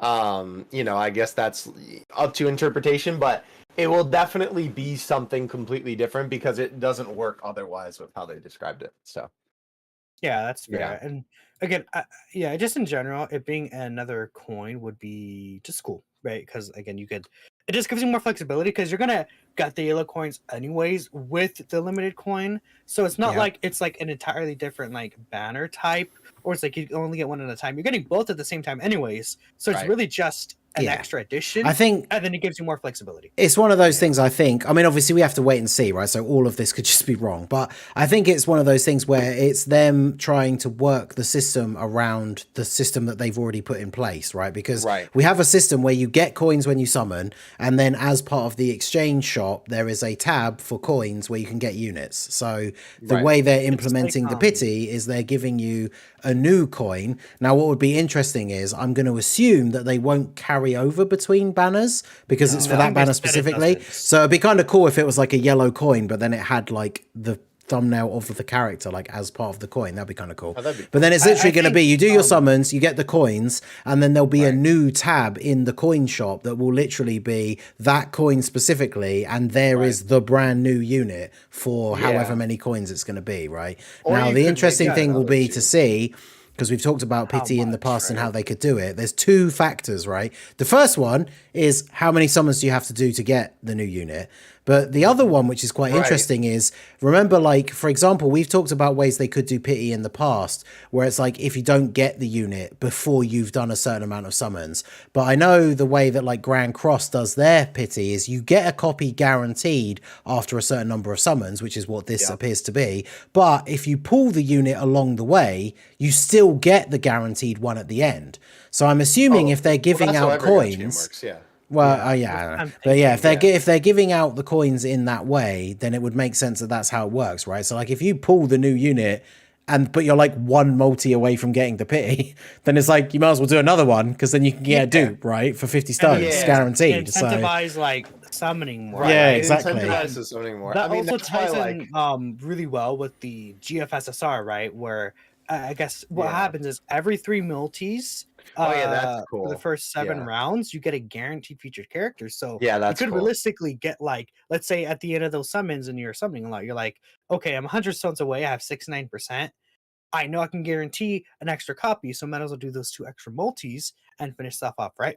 I think that'd be interesting, but Yep. yeah, it depends. A lot of people are speculating like is it like after those 21 multis that you would do? Is that enough? That's what I limited think it coins is, to get yeah. the new character. No, I don't think so. definitely I think not. it'll No way. be the 500 coin No. counts. So you have to go the same amount of coins, Jeez. 500. So that's I don't how think many... it'll be 500, but because here's the 500 thing, right? coins, Like that's 50 multis. Full price. when multis. it comes, That's when it how comes much to like, a character costs as an LR in the actual gold I coin know. shop. Yeah, but these So are that's different what- coins. But yeah, I think Yeah, that's but- way Yeah. too high, I'm thinking man. that's their no, that's value. too high. Because here's the thing, right? Like, I don't think so. so- I think it's going to be 25. Well, because 500, so it's 500 coins. You get 10 coins per multi, right? So as Toon said, that's 50 multis. So that is Yeah. like what, And that's how much it costs to 2,500 get 500 stones? coins. Yeah, but this is a pity, right? It's not the same. I don't know. I think that's too much because if Yeah. we're saying I that mean- it's every 3 multis, they're giving a guaranteed featured, and then you have to do that. It says it's available 7 times. So then that's Right. 1,050. I would imagine the way they could do it is so you finish your 7th rotation of 3, then if you do another rotation of 3, instead of getting a guaranteed featured, you're then getting enough coins to get the unit. So that would add up to exactly 1,200, which I think is If a lot of it's people that, have knocked I'd be about the perfectly fine 1,000 with that. number in the past, which I think would be fair. But yeah, I think if it was like 1,200, so it's basically 8 sets of 3 multis. Now, obviously that is a lot. And if you're free to play and you're someone who doesn't spend a lot, you know, it's not going to be, oh, well, now I can get every yellow coin LR. But obviously the big thing is the fact they're Right. putting them on these banners because not a lot of people want to summon on them anyway, right? So Yeah, I guess to be fair, it makes sense because it's like, again, these are limited too, right? So it's not like you could save them like the other Liquid LRs. So I guess so, right? After the first 200 multis would make a lot of sense actually. But I'm doubtful because Dokkan doesn't do things that make sense. yeah, true. That's fair. That's fair. It's True. right? But fingers, I think it's good that they're adding it in general. Yep. Again, one thing I want to say, there's going to be a player feedback survey upcoming. We've seen that video. They said multiple times this is from feedback in Yup. the surveys, feedback in the surveys. Right, which is Leave nice. I mean, there's so many things we can leave feedback about, but especially like I feel like this, leave your feedback saying you like this feature. I would like to see this applied to other banners or at least some version of it. Yeah. And Yeah. I don't know if there would be anytime soon, but if this does well, I could see them implementing some type of this. Like, not I wouldn't think that GFSSR would be applied, but specifically the guaranteed new units, even if it's just once. Yep. But I mean, to me, it sounds like this is gonna be like multiple times. They didn't necessarily mention it was only once, but I Yeah, will this see. is We have going no idea. forward from the way that they explained it. Mhm. This will be on like regular yellow coin banners going forward, which is really interesting, right? And I think the whole reason why they're doing it with yellow coins, because first of all, what is really interesting about this to me is that I don't want to say that they lied because I don't think that's the right way to put it, but they talked about at the 8th anniversary meetup that they had no interest in putting in a proper pity system into Dokkan because Well- they felt that the coins were good enough, which is obviously like I mean, just kind of ridiculous, honestly, to think that, considering like it's one of those things, right? Like I feel like with the pity system, it's one of those things that a lot of modern gacha games have it, and it's still one of those things that Dokkan just needs to catch up on, being such an old game, Yeah. right? Like there are a lot of older gacha games that, you know, kind of have to, you know, pick up the slack and get some of the features that these newer gacha games that are releasing now have. And that's still just one of the things that Dokkan has to acclimate for, because I'm sure they also still have that like kind of mindset, like, oh yeah, the coins are good enough. But I Yeah. think the interesting thing about it is, right, they talked about at the fan meetup, they're like, oh yeah, we're not going to do that, and then they released this. So first of all, that definitely says that they're listening to the feedback from the surveys, which is nice, because obviously it's nice to know that our voice is being heard. And obviously that means that the surveys actually matter, because of course there's tons of games that like will just do a player survey and then it's just kind of like to appease the fans, to kind of like, you know, make them think that they're listening but they're not actually listening. Yeah. So it's nice to know that like, you know, all this stuff that we've been typing for all these years and the funny like you have anything else to say box actually matters. I think the most interesting thing about this, though, is that the fact that it is just on legendary summon banners right now, right? Like the yellow coin banners. And I'm sure that the reason why they're doing that is because obviously it incentivizes summoning on those banners more, because right now those banners don't have a lot of value. Like I saw a lot of people in the chat talking about how, like, you know, oh, is it even worth summoning on those banners? Well, with this pity system in place, and especially the, you know, like guaranteed featured multi that's going to be there for the first bunch of multis, I would say that will definitely make it more worth it for sure, right? It certainly depends on what units are on the banner. And not to mention, right, we don't even get like that many yellow coin LRs as it is, I feel like, at this point, right? I mean, obviously, you know, Dokkan Fest are the most frequent, but then, you know, they've been trying to push carnivals more. So it is definitely to incentivize, excuse me, you summoning on these banners. However, I think Minato made a great point in that, obviously, right, this is something that we want for all banners. It would be amazing if, even if the, like, 7 rounds, you know, only guaranteed recruit a featured character for every 3 multis, right?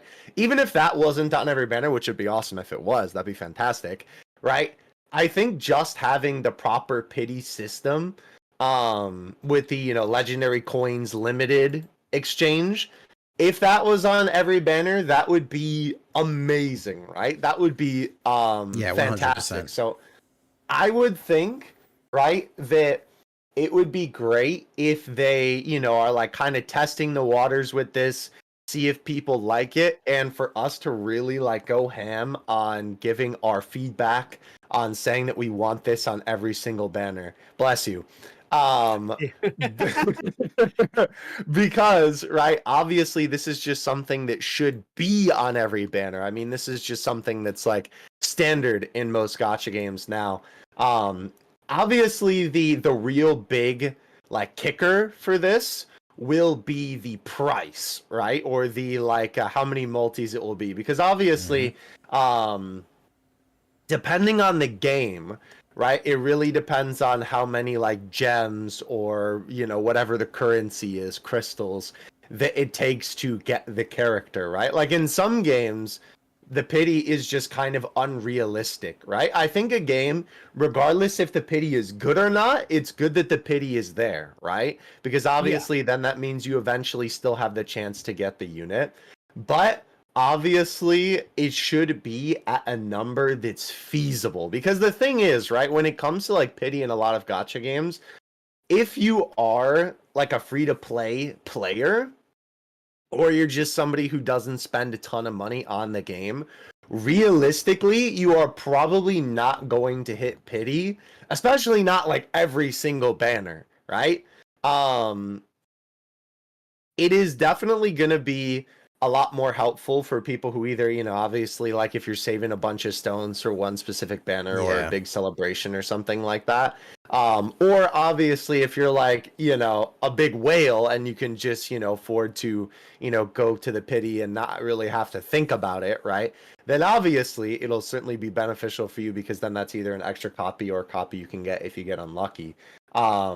So it will really depend on how good it is. Yeah, right? Like, I know a lot of people in the chat are mentioning that Legends pity is not really realistic for most people, which I think I can agree with, right? Like, that's a really high threshold that probably a lot of people would not hit anyway. So that's the interesting thing about this change too, right? Is that it won't necessarily be super impactful for everybody. Like, it will be good that it is there regardless, and it's definitely something that we want more of going forward, but it will definitely depend on the logistics, I think, will be the really important thing. And I do hope, on the last thing on this before I get off my soapbox here, with what Ningen said earlier, right, about like maybe the coin having the character on it or something like that, I do hope that you can buy other characters with the like pity, right? Because I know in other gacha games, right? Like, I mean, obviously that's the point of the yellow coin LRs, to be fair. Like the yellow right, coin. but here's the thing, right? Like with pity in a lot of gacha games, right? I'm gonna use Pokemon Masters as an example, just because I play it and it's the thing that comes to mind, right? with their like pity system, right, which is the traditional pity, like it, it stays on the banner and then you summon, however many multis, and then you get to the amount of points, right? It's like I think it's like 10 points per multi, and then you get up to like 400 is like the character. When you get to that final pity, you can obviously pick the new character, right? But what's interesting about that game is that every other unit in the unfeatured pool is also on the banner, which I don't think Dokkan is going to do that, and I don't think that they should do that. But the point of me saying that is that I think it would be cool if the other featured units are on that just as a choice, right? Like, I'm sure probably no one's going to pick them. I don't realistically see you go to the point where you would get pity and then, not pick the new unit unless they're like rainbow or something by that point. And like maybe you don't have one of the other featured units or something like that. But realistically, I still think it would be cool if the option was there. I have a thought. I have a very evil thought that I Yeah. just thought about. So you said other options, right? And I'm thinking, okay, what if they don't do characters? So you know what? You know how they're Oh, adding no. those new level skill orbs? Oh no. Oh, Imagine no. like they're locked behind specifically that pity. That would be disgusting. I doubt it because they're not coming to Global until a month later. But also, it would be very just like imagine you can only get those link level skill orbs That would be behind the awful. pity. And I just thought about that, and I'm like, that'd be funny. Like, that would be people would terrible. be so mad. There's no way. I don't think that's gonna be a thing. No. I think people would riot if that was the case. I mean, a lot of people were already mad about the fact that, like, the keys are paid, right? But yeah, I do think this is going to be more of a. I think it's going to be more for free to play players, right? The orbs. I just think that it's a funny thought that just thought in my mind because you started talking about their options. Horrendous. Like, that would be horrendous. Yeah, what's players? Units? Yeah, I want to hear what the what does the resident whale Toonrami think about this this pity system? About the pity system? Yeah. So one thing that I keep trying to remind people when it comes, like, I'm going to be coming at this from a business perspective. Dokkan is an older gacha, so therefore Dokkan doesn't have as many opportunities to gain revenue off of its player base other than just buying stones, which is like the lifeblood of the game. When you look at games that like Grand Cross, which is a newer game, there are other ways to make money other than just summoning, because you can re-roll equips, you can you can buy other things like costumes and whatnot to also gain revenue, which is why they're a little bit more liberal with the discounts or the seemingly more gracious pity system that they provide on those types of games. Whereas Dokkan, being almost 10 years old, only has one revenue source, and that is Dragonstone. So if they were to start implementing a straight up pity system with no catch, then they are operating at a loss, which is why they're so stingy about it, and they're dangling the carrot. That's what they basically do. Like with these updates, they dangle the idea of something better happening in the game, and they slowly improve and iterate on it so that it gives the illusion that they're listening to the player base, when in reality, they're basically just taking longer so that they can extract more money out of us before a new rejuvenized like love for the game comes back. When the friend system finally gets fixed, when it should have been year 1, it gets fixed year 11, then suddenly the game gets a second win, because now one of the most crucial elements of the game has been completely fixed the right way.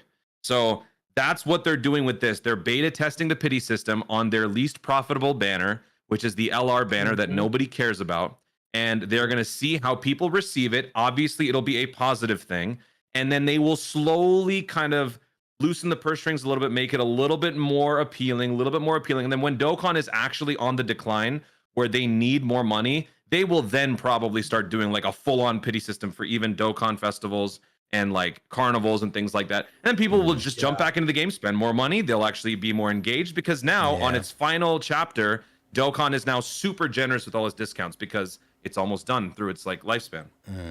Yeah, that makes a Yeah, lot but of here's sense. the thing, though. I don't think. Well, first of all, not only is it super pessimistic, It is which kind of I mean, like, pessimistic. Where it's I like, do yeah, understand where they you're hate coming us, from, though. but it makes That's what I'm sense saying. for I'm the coming at this from a right? business Yeah, perspective. yeah, Like he's you guys right. covered Yeah. everything else. I just didn't want to No, overlap that's on the fair. same thing. Yeah. The That makes thing sense, is, though, like they have it planned, like because the thing is, if they're announcing this now, and obviously they talked about it in the producer letter that.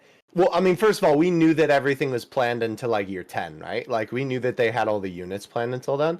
And obviously in the producer letter they were talking about like kind of just a general like schedule, if you could even call it that, right? Because obviously it was like just like a basic flow chart. But I feel like that the only thing is though, with the like way that you're describing it, I think that it's a little bit less like extreme because I still think that the Yeah. game has a ton of life in it, right? Like especially if not only they have it until the 10th anniversary, and obviously the fact that they were discussing the whole sync, right? And obviously like they don't know when the like final unification is going to happen, but it's clear it's going to happen between sometime and now and 10th anniversary, like that Yeah, much is obvious. I didn't say that. Wait, did I say that the game was dying? I didn't say that, did I? Or like it you was said, close? You said when it's like in its final chapter they'll add it. So Yeah, you like weren't whenever that is. saying I'm that, not right? saying that's happening anytime Yeah. soon. I'm just saying whenever course that not. is, I mean, that's when they'll go Yes, ham with but- all the Being updates. honest, I'd like That's what I'm Dokkan. Like I could see Dokkan in a decade from now. Like is that kind I of could see crazy? Dokkan easily Yeah, going I like year agree. 15, 14, like easily. Yeah. I'm not saying the decline is anytime soon. I'm just saying that like that's how they want to look at it because there's no reason to guess so, stop but- doing what they're doing because they're still making money.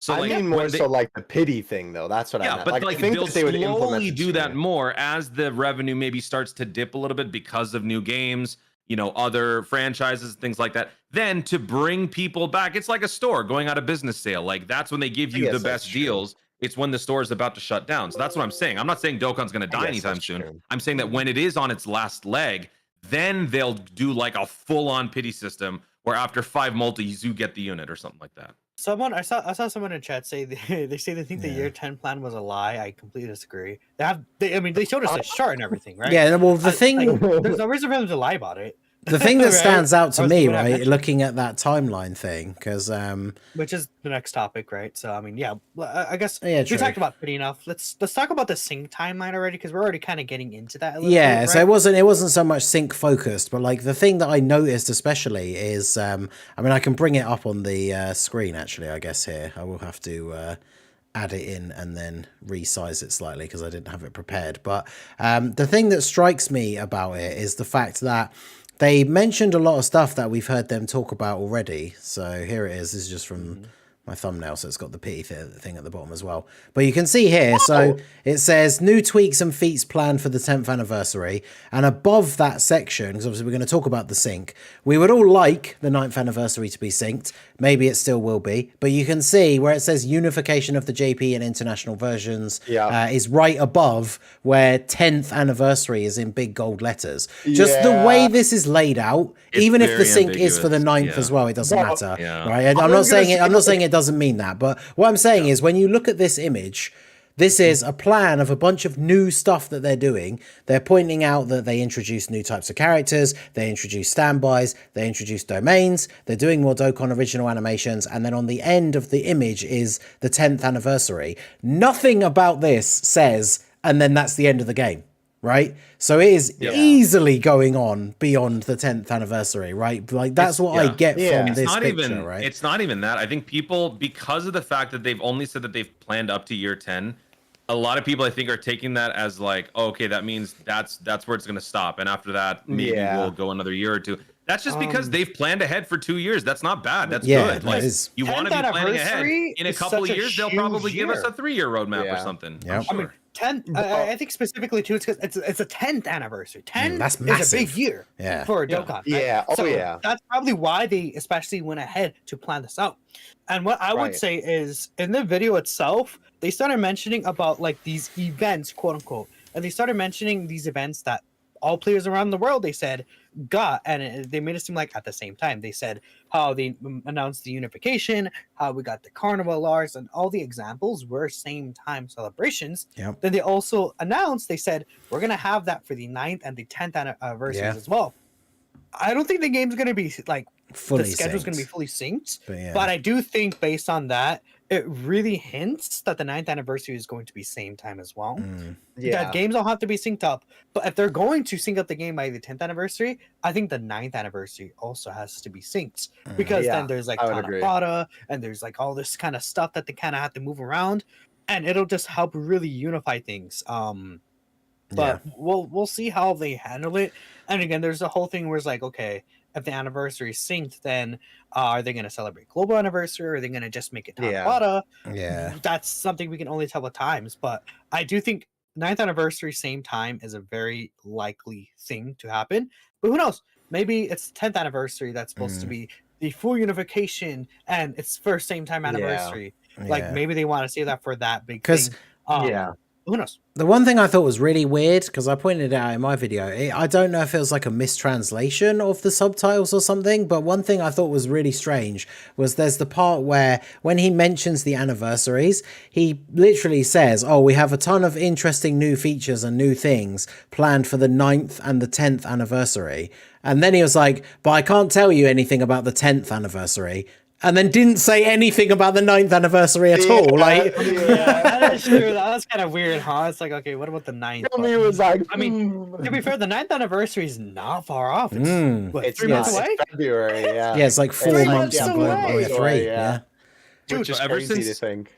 Ever since they announced this whole thing, I have been saying that it will be around 9 years worldwide download. So August or September 2024, that the two versions will sync up, and people were saying that that's too slow. That's way too slow. It's gotta be done by 9-year anniversary. And because I think like Truth and Nano mentioned it once, everybody says, oh, okay, it's gonna be happening 9-year anniversary 2024. I think because of how many joint celebrations we already have, I think a more realistic way that they could do this is to maybe add like 1 or 2 more joint celebrations while trying to build up to whatever the final date is. So like for now, I don't even know how many Dokkan Fests we get per year, but the joint celebrations are Saiyan Day, Golden Week, worldwide download. Heroes is kind of parallel. Heroes. Worldwide download, and then the holiday carnival one, right? Yeah, plus New Year's now seems like it's New Year's now. Yeah. So maybe we get a New Year's joint carnival. What are you talking about? No, not Halloween, holiday. Like, didn't we have like Super Saiyan 2 Gohan Carnival? Didn't we have, was Hit LR Godku and Hit joint? No. Oh yeah, you're right. That no, one. Only that Super Saiyan 2 Gohan. That it one. was only Gohan. Yeah. So what they might do, like, let's just say for people who are thinking it's going to happen by year 10, maybe they add a couple more joint celebrations this year, year 9, and then when they get to year 10, it will be a much more easy transition. Or my theory was they slightly accelerate global scheduling leading up until that by kind of chipping away at each schedule, like each celebration until then, by like removing, I don't know, half of the second week or something like that. That might be another way that they could potentially do it. But I think a more gradual transition would be easier than what they did on Grand Cross, because for Grand Cross, I think now the Korean, JP, and global versions are all like a week or 2 weeks apart. That's kind of how they run now, right? Synced. It's global gets everything after JP. But it was a nasty transition for global players because it was 1 week apart for each like celebration, right? Yeah, it was pretty disgusting. Yeah, and so like going too fast is also a bit extreme. So I think they're trying to find the sweet spot. And based on how ambiguous they phrased everything in that video that we just saw, I really feel like Worldwide Download 2024 is going to be the best place for us to do this full synchro. Yeah, I think I agree with what Minato said. Right, the games don't have to be fully synced for them to do the 9th anniversary. Right? Synced. Oh, definitely not. No way. Because I need to point out something right now, Exceed. 12 battlefields. Yeah, that's crazy. Imagine like just week to week, back to back, just like a battlefield every week. That I would be fine with, because we need stupid memory. We need battlefield memory stat, dude. Yeah, especially with how far behind. You know, expanding off of Toon's point with Grand Cross as well, I think that at least I am so thankful that they didn't go the One Piece Treasure Cruise route. Shout out to the One Piece Treasure Cruise homies. One Piece Treasure Cruise did it in probably the absolute like worst way that I could possibly think of. And there's just no offense to the game, but like by golly, I've never heard of a more like it's painful in the moment type situation and then it's fine after that. But they literally took every unit in the game that was missing from the global version, put them on one banner, dropped the banner on global, and then said, "All right, we're synced." And then they went from there. I mean, from a business perspective, that sucks, but isn't that great for us? Well, That's great so for us, it's right? weird because it's like on one hand, I guess that's like a lot, obviously that's like now you're just instantly caught up, right? But the thing about that is now you need to summon for like 12 new Dokkan Fests on one banner or whatever the amount would be, right? You need to summon for all those new characters. Hell And yeah. not to mention, but that's not taking into account all of the content that is now like, because Okay, I don't think that necessarily means that all the content is like caught up immediately, right? Because then obviously, right, that's thinking about like all the EZAs that Global will still need to get, like Annie mentioned, all of the battlefields that Global That sounds still great, needs to man. get. You're But pitching what an I'm amazing saying is, celebration. that wouldn't be at the same time though. That's what I'm saying, right? It would be like all those units would be at the same time, but then what would you do with all the content, right? You would have to Drop it all figure at out once? how to like. Yeah, I don't know though. I don't know if they see, would the do thing- that, right? The ironic thing is, though, both of them are Bandai games. Obviously, they're not developed by the same people, right? So it's like, because that's the thing that you gotta keep in mind too, in that front. Like, I know a lot of people, we always blame Bandai whenever we get bad summons, just because it's like the meme, right? It's like we talked about last week, and I forget what topic we were talking about, but it's like when you blame the head of a company for like all of the problems with the company or something like that. Yeah. But obviously, Bandai is just the person who publishes the game, right? Like, they're not the people who are running it. Obviously, like, that's, the actual developers like Akatsuki in this case. So, I don't know. It just kind of, it would be interesting if they would have done it that way. I do think, with the whole thing with, like, 10th anniversary and the sync, Ninja, could you do me a favor and put that image back up on the screen for, like, 2 more seconds, just because it would be helpful for what I was going to say? Thank you. I appreciate it. The only thing that I think made people really confused, right? Just this was the last thing I wanted to say about the whole thing where people were like, oh, 10th anniversary is going to be when the versions are unified, right? And I'm so glad that you pointed out that box, because I think that little box right there, right, that says the unification of JP and international version operation schedules, right? That right there is the most important piece of information, and no one's talking about it because obviously it's just a little side thing, and also we Dragon Ball fans don't read. But it literally says right under there with an asterisk, period to be determined, right? Which means that obviously it's not necessarily set in stone for any specific period. It could be 9th anniversary. It could be worldwide of next year. It could be 10th anniversary. We don't know. But I think the problem is how they presented the information.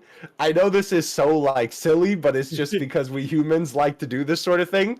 They put that little box right above the 10th anniversary logo. So obviously people are going to see that, and then by association, that's going to be, oh, okay, so 10th anniversary is when they, unify it, but obviously people don't read the fine print. And it also- feels like, to me, it feels like 2 hours before the live stream, it was like, yeah, you could do the sync announcement, and they're like, oh, and they just announced just it like their 1,000 times. worldwide download, Yeah. stupid last minute shenanigans. Right. And also, They by just the did way, it right there, yeah. while we're on the subject of paying attention, notice how after it says 10th anniversary, there's still an arrow going to the right. Yes, So, sir. yeah. Yes, sir. It doesn't end at year Yeah, 10, true. dummies. It would be very funny. Yeah. It's like, imagine there's no arrow, and they're like, end.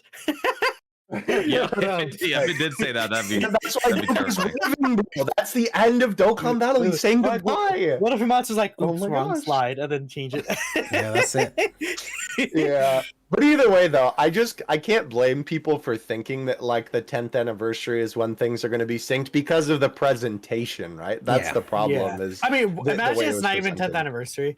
Oh god. Oh Yeah. no! Like I mean, it says to be determined realistically. I mean, obviously, the implication, quote unquote, I guess, of the chart is that it would be before 10th Annie. But realistically, it could be after that. I mean, it says to be determined. That could be any time. Dude, that would be wild if they had originally announced it like now, and then we don't get it. We don't have it like a year and a half from now. With all this, like, in my opinion, the period to be determined is just so that they could save the hype announcement for later. Because like if they tell us 10th anniversary synced, then it's like, okay, we're already aware. It's different than like you know during the moment. That's why it's so important to have these reveals. I feel like they're.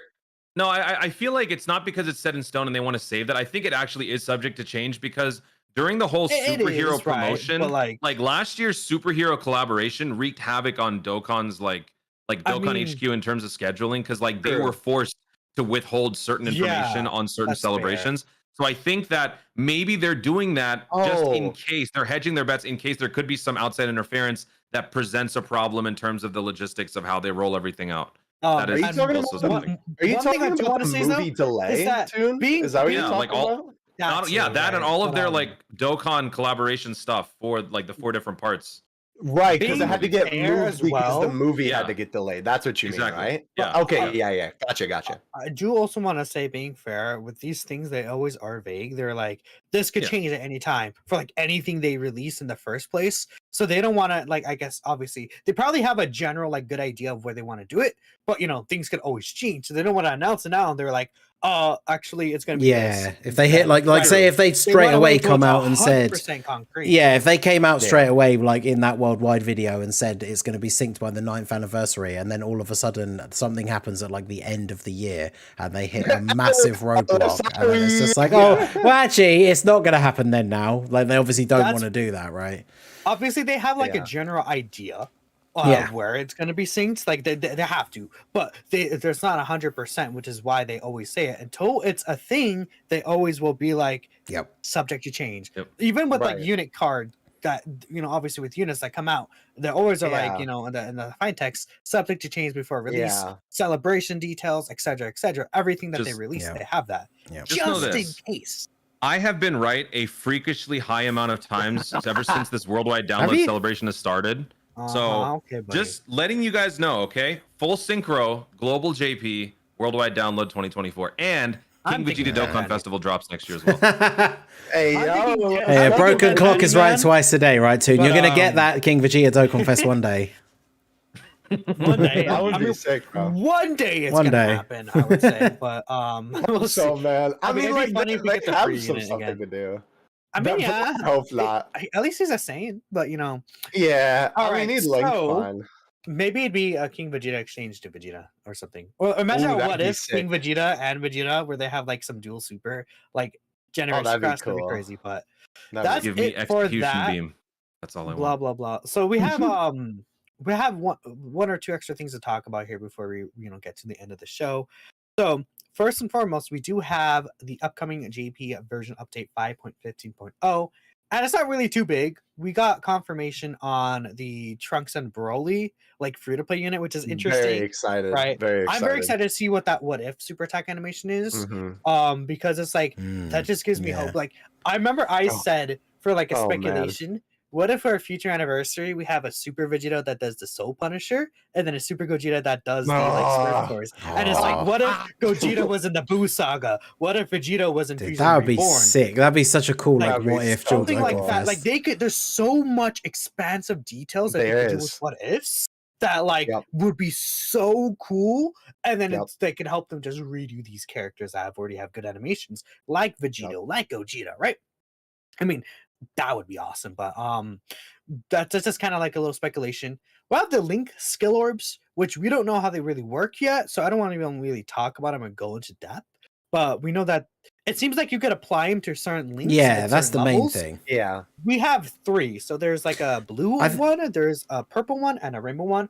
I'm assuming it's like for each level. So like that's the thing that threw me off. Is like why are there different 7, ones? 8, 9, 10, right? Yeah, because like I feel like that's probably the best explanation. Because obviously when it was first announced, I saw a lot of interesting interpretations from people for what they thought it would mean. Like people saying it will like you could put it on a character and it makes a link go up to some like mystical new level 11 or something like that. But I think it's pretty obvious it's going to be you just get to put one specific link skill up by one. But then yeah, the fact that there were 3 different ones is what makes it confusing. So I do think the most likely thing is what you said, right? Where it's like you have to use them for the specific levels. So the rarer ones are going to be the ones that let you go to like 8, 9, and 10, for example. The one thing I will say about it is it's if that is regardless of the system itself and which orbs you use, if it is literally what it looks like from that image, you get to pick a link, and then if you have the right one of the 3 orbs, you put it up by 1. I saw a lot of people saying like, oh, is that really that great? One of the things I think about it that is awesome. Yeah, one of the things about it that is fantastic. So there's 2 slandering my boy the link orb, bro. There's two major things, right? The first one is big bad bosses units, right? Yep. That's the link you want to get to level 10 straight away. So you can, if you really want to, if you just link level normally, you're not someone that ever uses keys or anything like that, you can use these orbs to get a unit to link to get big bad bosses to link level 10. But the thing that I think is going to be really good for those of us who do spend money on the game and buy keys, there is nothing more infuriating for me when I'm link leveling new units and I say for example, I've decided out of the number of keys that I have, because I plan them out throughout the year, you guys know I'm going to waste 9 of them getting all the heroes units to 10 instantly. Yes. But I have to you know, let's say for example I have 3 set aside, so it's like, right, I'm going to use these 3 keys for Turles and his 2 side banner units, so when they all get to link level 7, all their links are level 7, then I can use 3 keys. But then what consistently happens is Turles will get to all level 7 links except one that is still at 6, and then I'll link level him for another like 2 hours, and most of those other most of the 7s will go up to 8, but that other one will still be at 6. Whereas now I can use an orb to put it up to 7, and then boom, 3 key runs and he's at full link level 10. So that I think is going to be one of the major uses for them.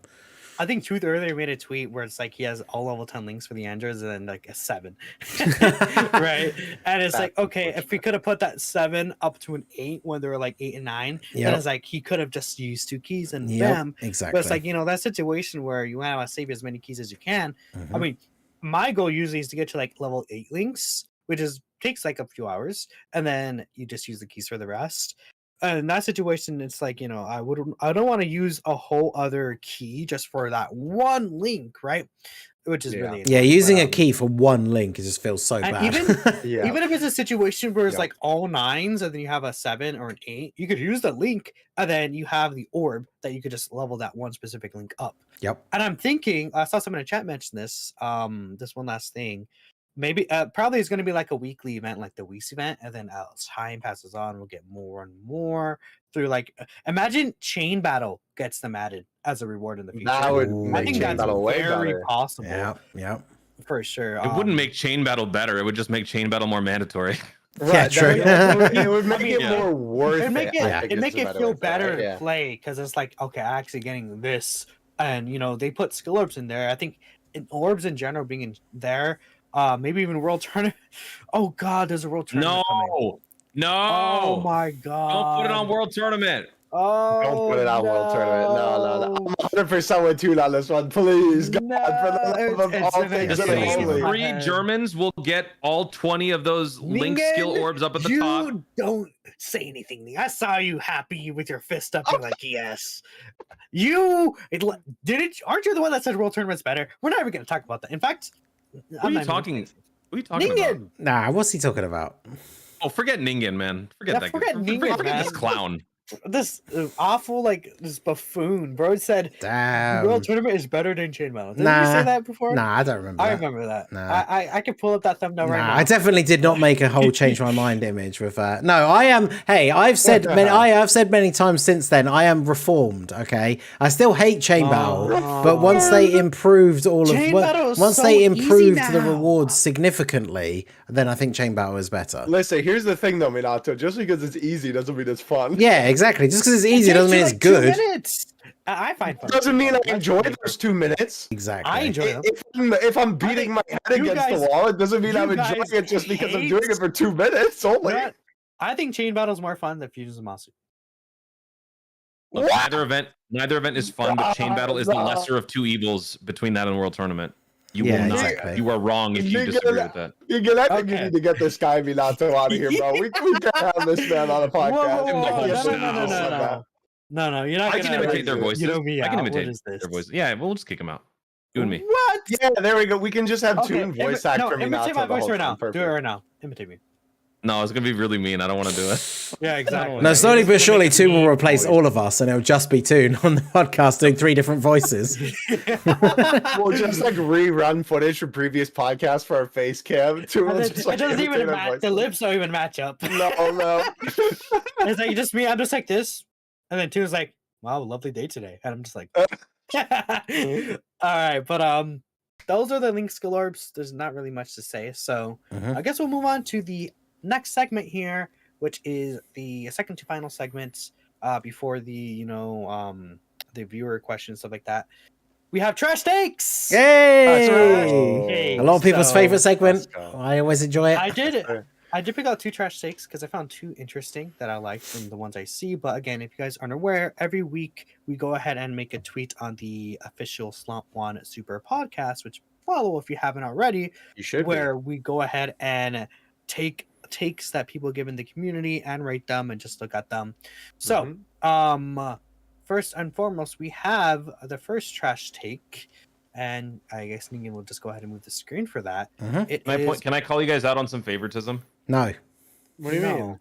It's not. So 2 weeks ago, why do you always say no to every question I ask you, Ningen? So 2 weeks ago, I posted a hot take and y'all ignored it blatantly. But when Truth drops a hot take, 1 for 1, you guys make a whole segment out of it. Interesting take. No. The main reason. The main reason why. I'll address the I'll address the allegations. Order. So yeah, the reason we had to. Well, I say had to. The reason we decided we would pick Truth's one is because not only was it quite spicy, but it had like 65 replies. So people were talking about it. Yeah, exactly. But you know. What about me, man? Where's the homie discount? Hey, Toon, who's on the podcast? So? See? Yeah, see? We got you in. We got you in. As if you didn't ask Truth and he was like, huh? Who? What? That is actually true. We did ask him before you and he said no. But, I'm not really. I'm going to say, Toon, that I tried to get yours for this week in there. Then Ningen was like, "No, it's not funny. It's not." Well, this week wasn't even a take. It was just Truth. It was just Toon posting saying you guys won't read my one. So we don't want to put that up on the screen. That's a bad take because we did read it, buddy. What about that? True. I'll take. That's what this is. Well, anyway, let's get going. This is up on the screen. Let's get going. What about the actual take? Yeah. Topic. So this is a take by Slightly Annie here. So Annie said, the new Red Zone is the worst and laziest difficult event ever made in Dokkan. Not because of the move the screen back. Not because of the difficulty, but because all 4 stages are the exact same format. Every part felt planned because the premier difficulty event was just a copy paste 4 times over, which is embarrassing. Now, I did get an extra form of detail from Annie specifically, which I guess I don't think I showed the Ningen the tweet. My bad, Ningen. But I'll just read it out here. Annie also explained further, you can say the same about the God events, but the difference is that there's an expectation set here, with every Red Zone being diverse with different kinds of fight. Every single one felt unique and challenging in its own way, while the future one fails on every front. So essentially, Annie is saying that this Red Zone is just bad, right? And that's his hot take for the week, which I think some people would agree with. And I actually personally have to disagree with that, but I want to hear what your guys' thoughts are. Toon, you're the guest. What are your thoughts about Annie's take right here?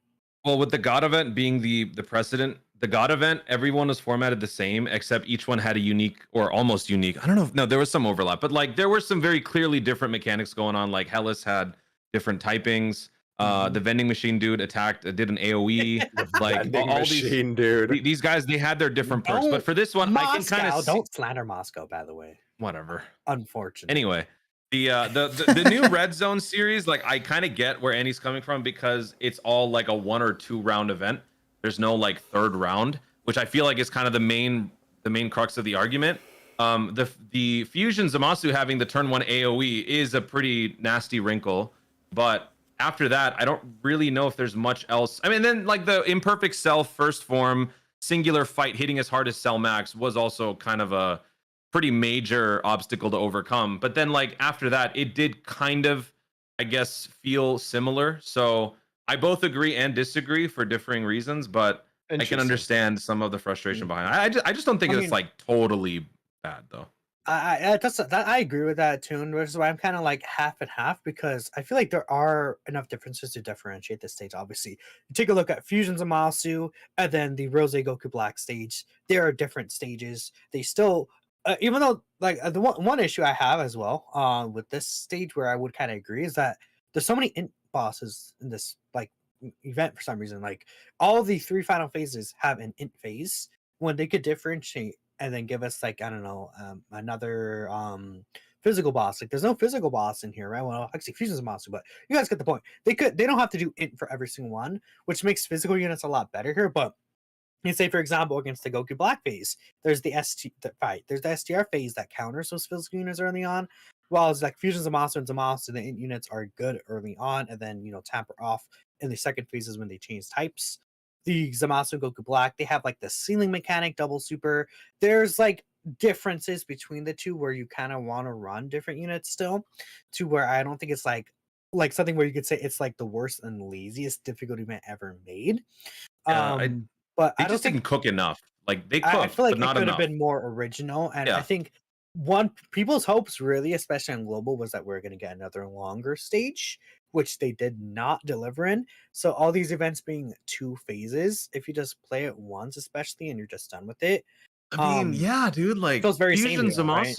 Fusion Zamasu's domain doesn't happen until X amount of turns in. AGL Vegito doesn't happen until X amount of turns in, or whatever condition. Like those events would have, or those units would have thrived more if we had a challenging long form event. So yeah, if we got something like that, so like the legendary Trunks event that was inside the Infinite Dragon Ball history, if they made that really, really tough, that would have been a good one that I think like people would have enjoyed a little bit more. Event itself, right? Yeah. Just like, but then also like they could have added the what's it called, the Sky Zamasu, Infinite Zamasu as an extra stage there, like a third stage. They should have also done why not a clone Goku Black, at least like make that a part of one of the red zone fights. If you're not going to give us a free to play team, which I know a lot of people, myself included, coped and hoped for, they should have at least like given a little bit more like character diverse, not even like character diversity, just like differing situations in these red zone fights, because they could have still done a lot more. Infinity Zamasu, Rose Clone Army, maybe corrupted Zamasu, regular Zamasu, what is it, the giant version of the corrupted Zamasu. Like they could have just gone a little bit more into the Future Saga enemies. Yeah, I definitely agree, for sure. But well, I don't know. Let me. I'll jump in. Also, just to let you guys know, of course, we have put a poll up in the chat. Obviously, if you're watching the recorded version or listening to it on Spotify, it doesn't mean much to you. But hey, come out to one of the episodes live and you can take part as well. So make sure you guys in the chat right now do vote in the poll. Is it a W or an L take? I kind of agree with some of the things you guys were saying, but I will side with Annie a bit more here. I will lean more towards it being a W take. The main reason is there are differences in the fights, yes. But I think what he said, I think it was in the extra explanation part that you read out, because I think he mentioned it in the chat as well, is the fact that the other red zones kind of set that precedent already. Like I made a take very early, and I think we had 4 stages had come out. We didn't have the last one yet. So I said in that tweet, like, this could change when the last one comes out. But I made one of those good old greater than sign tweets with the Wicked Bloodline red zone was better than the Dismal Future red zone in terms of the diversity of the events, right? Like, I think 2 of them were kind of similar, which was Final Form Cooler and Metal Cooler, but the Metal Cooler one had tons of healing, which made it kind of interesting. But you had, like, the Freezer one is a really long event, which it's not super hard, especially now, but the final stage can hit you pretty hard. And he had an AoE in phase 2, which is kind of interesting for weaker int units. And then stage 3, you fought 3 enemies at the start, and then you fought Freezer and King Cold, and until you get rid of King Cold, he's seals people every turn. And then the final phase was the Metal Cooler Core, which gave us the crazy, like, you fight the Metal Cooler army for 3 turns and they can't die. So units that could build up by doing tons of attacks, they could absolutely go crazy in that stage because they didn't have to worry about killing the enemy before they got off all of their attacks. Units that need to build up that ended up getting stuck in like slot 3, it didn't matter because the enemy wouldn't be dead by the time it was their turn to attack. So stuff like that was really cool. And then we got this one, which is like, yeah, they have some differences, right? Like Rose and Zamasu can seal you. Fusion Zamasu has AoEs in slot 1, but the last like 3 stages are all just 2 phases that hit you really hard. And that's basically it, right? Like that is, and again, I don't think it matters so much. It's like they're all 2 phases, which I don't think matters that much. Even if one of them was 3 phases, but it didn't have any extra like differing mechanics, I think it would still be kind of disappointing. Like, I mean, it would help for a little bit of diversity, but yeah, it's just like the Cell one is kind of cool, but it's even the Cell one, because all of these ones hit so hard, the Cell one is basically just the last 3, but only 1 phase instead of 2, right? Because as the phases got carried on, they started hitting harder and harder, right? So yeah, I don't know. I think it's very disappointing. I think, like you said, comparing it, if you want to use the God event as a comparison, I think it is very different because it kind of was marketed as, I say marketed, I don't know the right word for it, but when it dropped, it was kind of like, yeah, these are 12 stages, you fight all the gods, it's just 1 phase, but they each have a slightly different mechanic, or to a certain extent. I think a couple of them were similar, but you had like the one that changes typings every time, one of them did AoEs. I mean, they weren't hugely different, but I think Red Zones, since their release, I guess, have kind of set that level of expectation that there are at least some different things going on in the stages. So, I mean, I found them enjoyable enough, but I would definitely agree. And I think when it comes to the diversity of the stages, now that we got that final stage, I'm absolutely standing by that take that the Wicked Bloodline Red Zone was way better in terms of like overall enjoyment because of the variation compared to the Dismal Future one. One thing though, you got to give credit where credit is due. Fusion Zamasu, the one mechanic that we've never had before, I don't think, that I actually really liked, which I mentioned at the beginning of this podcast, was the damage threshold. I actually think that was pretty cool because it actually then sparked a conversation. Is critical an option? Is that a strategy that you want to employ on that event to try to kind of pierce through and do a little bit more damage to get by that first phase on top of everything else that was going on? I will say that actually was kind of cool. Yeah, I feel like, it's like additionals in this fight aren't as strong as a crit and dodge, because obviously there's the AoE where you benefit dodging it with some of these characters. But then if you're like running just a character that, you're running full dodge, and then like the androids, I was using the androids. There's a lot of situations where they're doing like literally like awful damage like by themselves, like 4 million attack sets at 55%, and they just don't do damage to Fusion Zamasu. At least they have the 50% crit chance built in, right? So it's like I think crits could be more helpful there, just allowing you to do more of that damage threshold. So that's a good thing. And I think it's interesting, right? Where it's like different hit potential system abilities are better in this fight, and maybe it's like in the future, even there's like fights where it's like you have that bar, so it's like the bar that like builds down over time, like the Super 17 fight, right? Where it's like as you do more additionals, that actually impacts the fight, right? It's something like that could be more interesting in unit design, which is why I kind of like the Fusion Monster stage in terms of like on paper. But the AoE is still annoying. Okay, so Theo, did you have anything to say about this take? No, to be honest, I would probably be the most boring out of everything. Honestly, everybody had such great explanations. I'm sitting here like, that's basically, I don't know. Everybody got across different things I was going to say. I don't know. I think overall I enjoyed it. I thought that the whole mechanic was interesting, like you're saying about how, it brought upon the discussion of, do you need crits or not? Because obviously, that's a like hot topic in the Dokkan community right now. I don't know. I thought it was fine. I do understand the like gripe with the lack of variation though. I definitely I get where Annie's coming from on that. I don't know if it's like to the extremity of the point that Annie's going to for that, but I mean, like overall I understand. Yeah. Okay, I guess that'd be it for the tweet, right? So we have the next take right here. Just very quickly, just before we move on to the next one, then just shout out to chat, everyone who voted. We have 76% a W take. So there you go. That's fair. So, Makes a lot of sense to me. yeah. Okay, so W Annie, I guess Annie's in chat. I've seen him right there. So thumbs up. Next, we have our second take that I picked, which is a take from well-known creator. You might have heard of him.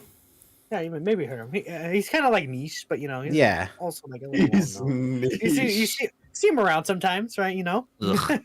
All right, get This over guy it. named Borish X. Pass. Who's that? I don't know who that is. And someone in chat asked. So I've never heard of him before. this is Garesh's take here, which I find interesting because it's something that's not like about necessarily how good is this character here, or like, you know, this character should be like this rating or something like that. It's a little different. It's like outside the game where it's more fun to see how badly they get screw up each release than hoping that the release turns out well designed. What? Now I got Come on, man. from Garesh, and I was like, okay, Garesh, do you have any additional information you'd like to provide to further explain it? Then he responded to me saying he gave up on hoping for well-designed units. So that's it. Wow. Just straight to the point. So I knew that this would be something because a lot of people are always very enthusiastic and hopeful for like how good these units are going to be and how they get applied to the game. Well, as Garesh is seeing it from kind of a different viewpoint where it's like, you know, it is kind of funny, you know, in a sense where he's seeing everyone just like, you know, overreact to things, and he's like, yeah, it's funny to see this character be bad and see they're like like just like, because we all know sometimes Akatsuki makes some very funny decisions and people overblow things a lot in the community too. Let's honest, everyone has once in a while, even I have, right? You know, none of us, we're all human, but yes, so I don't know. What are you guys thinking about this take? Theo, you didn't have much to say last time, but it seems like you have a lot to say now. So, what's your thoughts? Yeah, we kind of all got the points in before him, so yeah, we'll let Theo go first. I mean, yeah, no, it's okay. I mean, bro, you got 4 people here. It's gonna happen, you know. Garish, however you pronounce this guy's name, I'm not too sure. I think this is a fat L of a take, unfortunately. Like, okay, so L for Gorsh. Yes. So here's the thing, right? Like, I understand because on one hand, like I will say above anything else, even though I think this is definitely a trash take, it's funny. I think that above all else is there, right? The outwardly pessimistic attitude is definitely something that I'm not here for. We will not be there no matter what. You know, obviously, I would hope that, you know, obviously they would want to put time and care into the unit's kits and everything they do and the animations and all that stuff and how they run the game and whatnot. You know, so like, I get from the point that obviously, you know, especially with all this stuff that happened with Rose during this celebration, that I'm sure this is definitely something that's kind of on the top of the mind right now. And I guess from a perspective of like seeing how the community reacts, right? It's definitely pretty goofy looking at everybody being like, Goku Black sucks, no! You know, like, I guess I get that, but I don't know. Personally, I'd just rather be a lot more hopeful that they could do it right, you know, especially considering, like, you know, if this is like your favorite character for this next release, or, you know, I mean, obviously just having more good units in the game is always better than having another bad unit that you'll never talk about. So I don't know. I think this is just a very negative way to look at the game, right? Although I will say at least I respect the fact that the homie has lost faith in Akatsuki, because I know I literally made a tweet something along the lines of like, I've lost faith in him, and it was that edit of Amatsu on top of the Kevin James meme, yeah, the Kevin James meme. So on that front, I suppose I agree, but at the same time, I'd still like to be hopeful. You know, I mean, coming from the guy who, you know, says every new animation in the game is awful, but, you know, still, I would hope that this guy, I would just, you know, I would just hope that they would want to do a good job. Man, ever since Probably. I started whooping Goresh in chain battle, dude's falling off, man. Cool. Come on, Toon. Who's Certified Gorsh lover. What do you think? Somebody clip it, send it to Garish. Isn't it All right, Toon, what do Goreshix? you- Because there's an X at the end, right? Yeah, So it's Goreshix. Goreshix. Yeah. that's So right, come on, Toon. Goreshix, Toon, yeah. what do you Yeah. think of this this new person from Twitter, Goreshix? What do you think? I'll take. That's it. Oh, fair. Well, I'll chip in. No, in all seriousness, it is funny. I think the reason why it's funny is because of how like this is the phrase that I'm going with because Twitter's just like this. How emotionally unstable the Dokkan community is. So whenever true. a unit releases, Can I get a true in Dokkan chat? Twitter turns into a hellstorm, and it is hilarious to see the wide spectrum of emotions.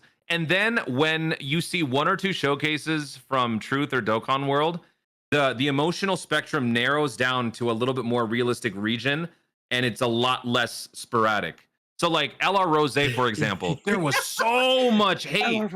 So much hate. And if you didn't hate the unit, you were stupid, according to Dokkan Twitter. And then after you see the unit cooking as much as he was, yeah, he's got his weaknesses, but use a freaking item, dummy. And when you saw what the LR Rose was capable of, people started to kind of cool it on the Rose hate. It's still there, but it's not nearly as inflammatory as it used to be. People legit said this unit needed to guard their garbage. Yeah. It's just funny.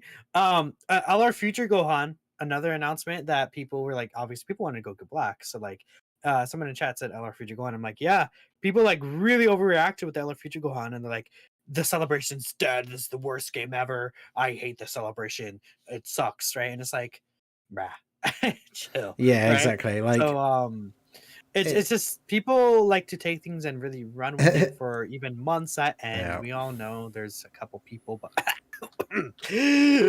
everyone, I like everyone stuff, you know. But you know, good? sorry. But yeah, I will I, say, uh, just to add my 2 cents, I am definitely with Theo on this. You guys know I make a point of it all the time.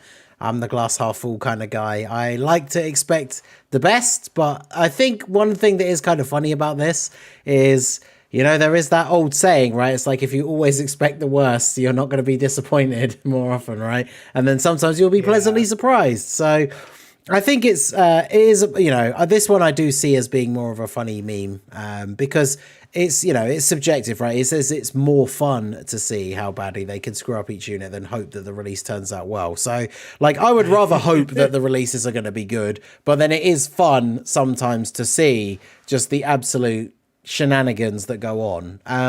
But I think in the long run, the reason why I would say it is a certified L take is because the reason like we're all here, right, is because we enjoy the game. We want the game to be good. Yeah. So like to say that it's fun to see how badly they screw up the game, I mean, I'd have to disagree with that, right? Because I don't want them to screw up the game. So it's a funny meme. And yeah, it is like Toon said, it's kind of funny sometimes to see the chaos. I think you mentioned it in a previous one as well, Theo, about something else, but it's like the community meme where you come back into the apartment with the pizzas and the whole place is on fire, right? So it's very much like that sometimes. But I would like to, you know, I would like to expect things to be on the better side, but sometimes it's definitely funny when it turns out. But I mean, come on, like I'm a Super 17 fan, right? Like a new Dokkan Fest coming out, 17's fusing into Super 17. Hell yeah, let's go, boys. Let's redeem ourselves from that LR 17. And then we see what they actually did. And it's like, oh, wow, I'm really disappointed I got excited about this. Goresh is, I mean, Gorsh. He is Gorsh. a villain's.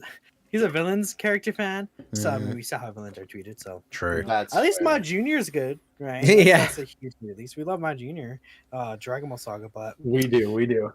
yeah.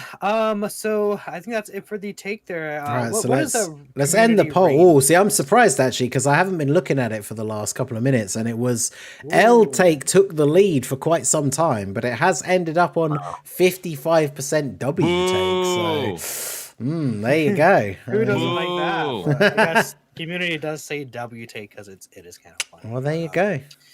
There we go. Yeah, exactly like you said. So next, of course, we're gonna go ahead and finalize the podcast. That's where we're saying we're gonna close the podcast with reading.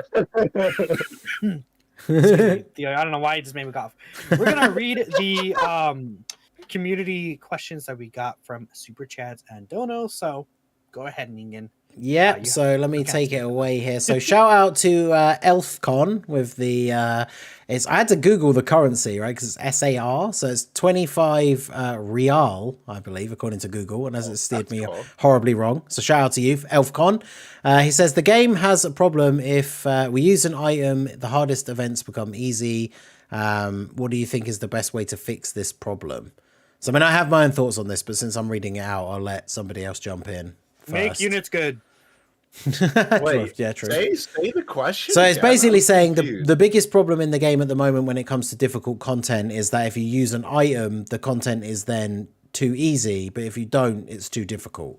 So what's the best way to get around that?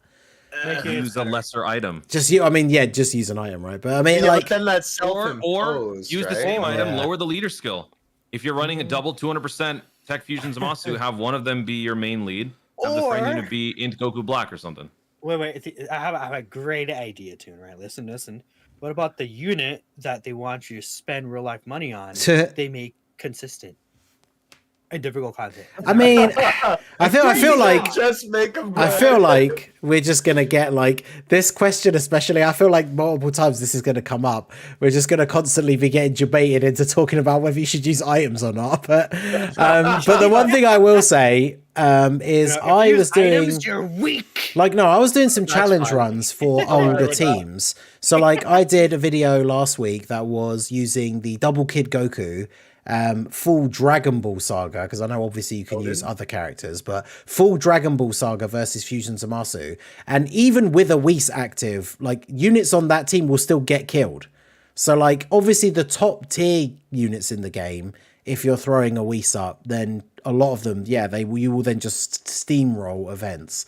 But I think that's one of the good aspects of still being able to use items, without any sort of stigma, is because a lot of these older teams need those to get through the more difficult events. And the ones that don't are the ones that are like the brand new. Like if you pulled all 4 of the LRs from the Worldwide Celebration, I would imagine you probably beat all of the new stages, right? So it's one of those things where the content is difficult if you don't use items for some of these weaker units or older teams, but just use an item then, right? Like no one's making you not use them. Actually, I am. Well, yeah, okay, there you go. Sorry. I'm sorry. Well, like, no, at this point, like, dog, don't let some stigma of someone else's opinion stop you from playing the game how you want to play, bro. If you want to use an item, just use it. Don't let other people's. I want to say, we know that there's a whole no item thing. Like, as content creators, we like to do no item runs. At least I like to do no item runs because my units are like kind of really maxed out for the most part. So it's like, no item run means that someone with like 55% units, they use a Whis, and then they could I could use a similar team build, but my units aren't rainbow, link level 10, best equips ever. But I could use a Whis, and then it's like kind of like helping me out. In that situation, it's one of those things. Like that is an explanation that makes sense for why, like, I think no item run like videos or showcases still have their value, because just like you said, like someone can recreate your team with lower dupe levels, and then they can use an item because they know that team in its best case can win with no items. So if theirs is a slightly weaker version of the team, it kind of gives them that confidence that it's like, oh well, if I just if I chuck a couple of items out, I can win this celebration. Yeah, what are you doing? I wanted to not just trying to hit him with the Gojo attack, bro. Like Gomu no. Okay, anyways, so I also want to point out that people take that though, and then run with it, even if they're like free to play, and then they see other people using items. They're like, "You can't use items, right?" I feel like there's a whole stigma where it's like item user, like unironically L, like outside of like jokes, and it's like that kind of takes away the purpose of what the reason for an item runs, which is supposed to be a challenge run in the first place. It's not something that you're required to do. Yeah, you're doing it on top, right? Like, And the thing is that, content creators, when you're showing off a unit, it's good to see what they do without items, but then realistically, a lot of people will be using items with them at like, even lower dupe levels or not like level 10, right? So that's just kind of the thing where like I feel like there's the disconnect where people watch it and then they're like, I also have to do no item runs and judge units off no items, but you don't necessarily have to do that. I think it's an extra aspect to the unit, right? To see how well they can perform in what is, I guess you could almost call it like a worst case scenario, right? Where they don't have these extra buffs. It's not the worst case, it's just like average case, whatever you'd want to call it, right? But because the one thing I see people say is like people are saying like you shouldn't evaluate units using items because, if you throw up a Whis, like every Dokkan Fest is living a super, which is not necessarily true. But it's one of those things where it's like, I get it when you're evaluating units, if you're ranking them 1 versus 1, it's interesting to see, like, without any external factors, which one is better. But I think where it gets out of hand is when you see people say things like, if a new unit that's just come out that I'm summoning for, I should be able to beat all content in the game with no items with them.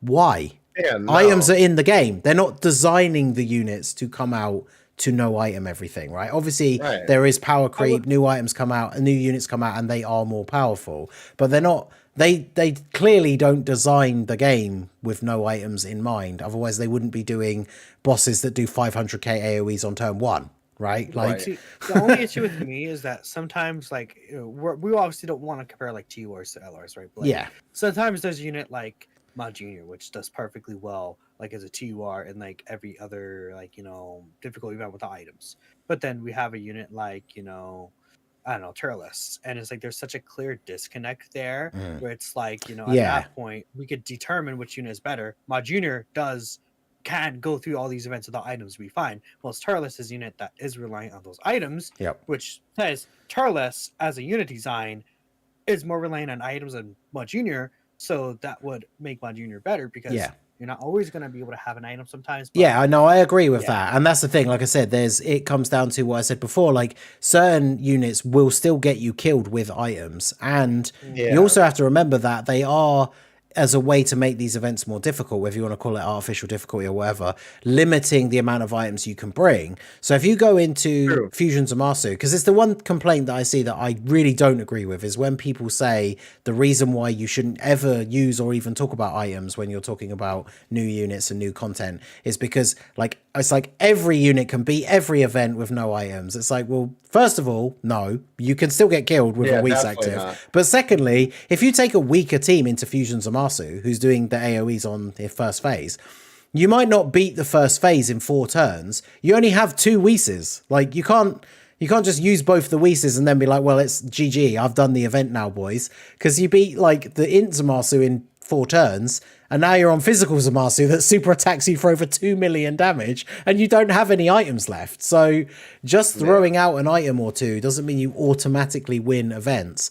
And I think some of these units, it's almost like a good aspect of their design with these events being so difficult now, is we used to look at items for events, like before anyone cared about no items, it kind of used to be a thing that events were always scaled so that they were harder at the end. So it's like, right, I got to try and make sure I don't use my items too early because this is where I need to use them at the end. Whereas now, because everything is so hard hitting on turn 1, there's a lot of units or teams where it's like, I'll just use a Whis on turn 1, because then when it comes back around to turn 3, those units that were on the first turn have now been able to build up a little bit, and now I don't have to use one.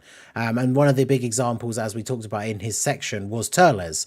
Like when I tried him out against Fusion Zamasu, use a Whis on turn 1, then he tanks the attacks, you get to turn 2, and then as long as you got some decent RNG, he's like super attack 2 or 3 times, and then he doesn't need an item to then be able to tank the AoE. So, but yeah, I know we said we wouldn't, and we've already turned it into another long no items discussion. But whoopsie! I will say the one thing I wanted to say regarding the no items that I kind of like had a sudden realization during this whole conversation, low key. Maybe this is a bit of an extreme example, but I almost kind of feel like the whole no item thing, right? Because obviously it's like a self-imposed challenge on yourself. It almost kind of reminds me of like Pokemon Nuzlocke, where it's like you know, if you're unfamiliar, anyone in the chat perhaps, like the basics of a Pokemon Nuzlocke is that if your Pokemon gets KO'd, right, like it's out, like it's like they're basically dead, right? You can't use them again and you can't revive them. Obviously, it's not like how the game works, but it's a self-imposed challenge that you can do. And I almost kind of feel like that it's like a similar thing with the no items in a way, because it's like obviously the game is not really intended to be played that way. But at the same time, obviously, it's still a way that you can play the game, and it just makes it more challenging for yourself, right? Like, I definitely understand the whole mentality of like wanting to showcase units. Yeah, Dokkan Nuzlocke, basically, right? Like, it's like I understand wanting to showcase units without the item because then that shows like just their potential. Not potential system, right? I mean potential in the literal sense of the word. Like it shows their potential like in just what they can do without any assistance, right? But then obviously I'm sure for most people who are playing the game, listen dog, if you're just trying to get your missions done and get your dragon stones, you pop in a Whis, you know? So I don't know. It just kind of came to my mind with the comparison, but yeah. Yeah, I could see that. Where it's just people take a challenge run and then they try to make it the standard, which is really cool. Yeah, exactly. I think that's all we have to say about that question. I know we have a couple more, so let's give those some time too, right? Yeah, exactly. So we have one here from Philip Rodriguez. Shout out to you for the $5 super chat. He says, each of you pick one. Which character would you like to see receive a Dokkan original animation next? So, Toon, you're the guest. Let's start with you. If we were to get, I'm assuming it's for like, you know, if they're going to suddenly release a new Dokkan Fest or a new LR, who would you like to see release with a Dokkan original animation? Interesting. Dokkan original animation, Beast Gohan. Ooh, because we don't have enough Beast Gohan actual animations yet. But because Dokkan they've already proven that they can do what ifs, but also they can superimpose other animations onto different forms of the same character. There is ample amount of like source material for Beast Gohan to use to have like cool attacks and whatnot. So yeah, Beast Gohan would be number one for me if that specifically is the scenario we're asking. Gohan and my number one Dokkan Fest in general is God Vegeta, but there's plenty of stuff to do with that. All right, I mean, Theo. Gohan and Piccolo dual special beam cannon. Oh, what, the Beast Gohan and Orange Piccolo, or? Oh yeah, I saw that pop up before, Okay. Theo. That's cool. Well, for Toon basically, like, bro, I wasn't even thinking of Beast Gohan, but he's absolutely right. Since Toon said one that I would say, bro, I'm surprised Toon didn't say King Vegeta. There's an easy, like, Dokkan original one since Toon wants King Vegeta. I mean, so much, there's no original needed though, because he's got his attack from the Broly movie, Execute Beam, dude. Bro, I guess, but like, give him more, you know. But no, in reality, like, I mean, I've been saying for a while that like I would love for Dokkan Anniversary to be what Minato said, like the dual Orange Piccolo and Gohan card. But the dual card that I would want to be alongside it would be MUI and Blue Evo, and do some kind of Dokkan original animation with the two of them attacking together. So that is my actual answer. Yeah, I think mine is one that I've spoken about, I think, before when we were talking about random, like, Dokkan Fests. I would love to see a new Dokkan Fest Super Saiyan 3 Vegeta, because it's something they've done in the past randomly, when we talked about this before, where they just threw out these Dokkan Fests of, like, random crossover characters that are not technically Heroes characters. So a new Super Saiyan 3 Bardock, well, Super Saiyan 3 Bardock would be cool as well, but a new Super Saiyan 3 Vegeta I think would be cool, because Vegeta family constantly needs buffs, right? We don't get many new Vegeta family units, we don't get many new Vegeta units, and then of course the Super Saiyan 3 Vegeta doesn't really have much source material, so I think a Dokkan original super attack for a Super Saiyan 3 Vegeta, because I love Super Saiyan 3 as a form in general anyway, so yeah, I think that would be very, very cool. So yeah, definitely. I did say mine earlier. Yeah, good question. But, yeah, the one I said earlier for myself, we talked about it. But again, Super Vegito, if he was in Fusion Reborn. Yes. Super Gogeta. Oh, if he was in true. Yep. And then they each do their individual attacks. And then that I think would be really cool. I made a tweet about that. People were like, "No, Super Gogeta should have his move. She's the best." Or Vegito, blah blah blah. Who cares? They're both cool. Yeah, exactly. That would be sick. I think, like we said Same before, thing. that would They be a could cool. do both each other's attacks, right? Yeah, that would be a cool Yeah. theme for a Dokkan Fest, right? Like to switch their Super, attacks, yeah, that Super would be Vegito sick. versus Gogeta Spirit Sword Janemba. and And then- Vegito Soul Punisher. Yeah. Yeah, That would and be then cool. in the future, Blue Vegito doing the Gogeta Kamehameha, then Blue Gogeta doing Final Kamehameha. Oh, Like that would be sick. man, that is a sick idea, bro. Oh, I'm just baby. saying, There you easy. I got the money making ideas, man. I already know for sure. Hire but, us, Kotsky, please. All right, Yeah. so moving swiftly on, we will get to. We've got two more here to quickly shout out. This one is, I don't know if you guys have seen all of these, but shout out to our boy Mega Nice. He's been posting some pretty cursed images over on the old twitter.com.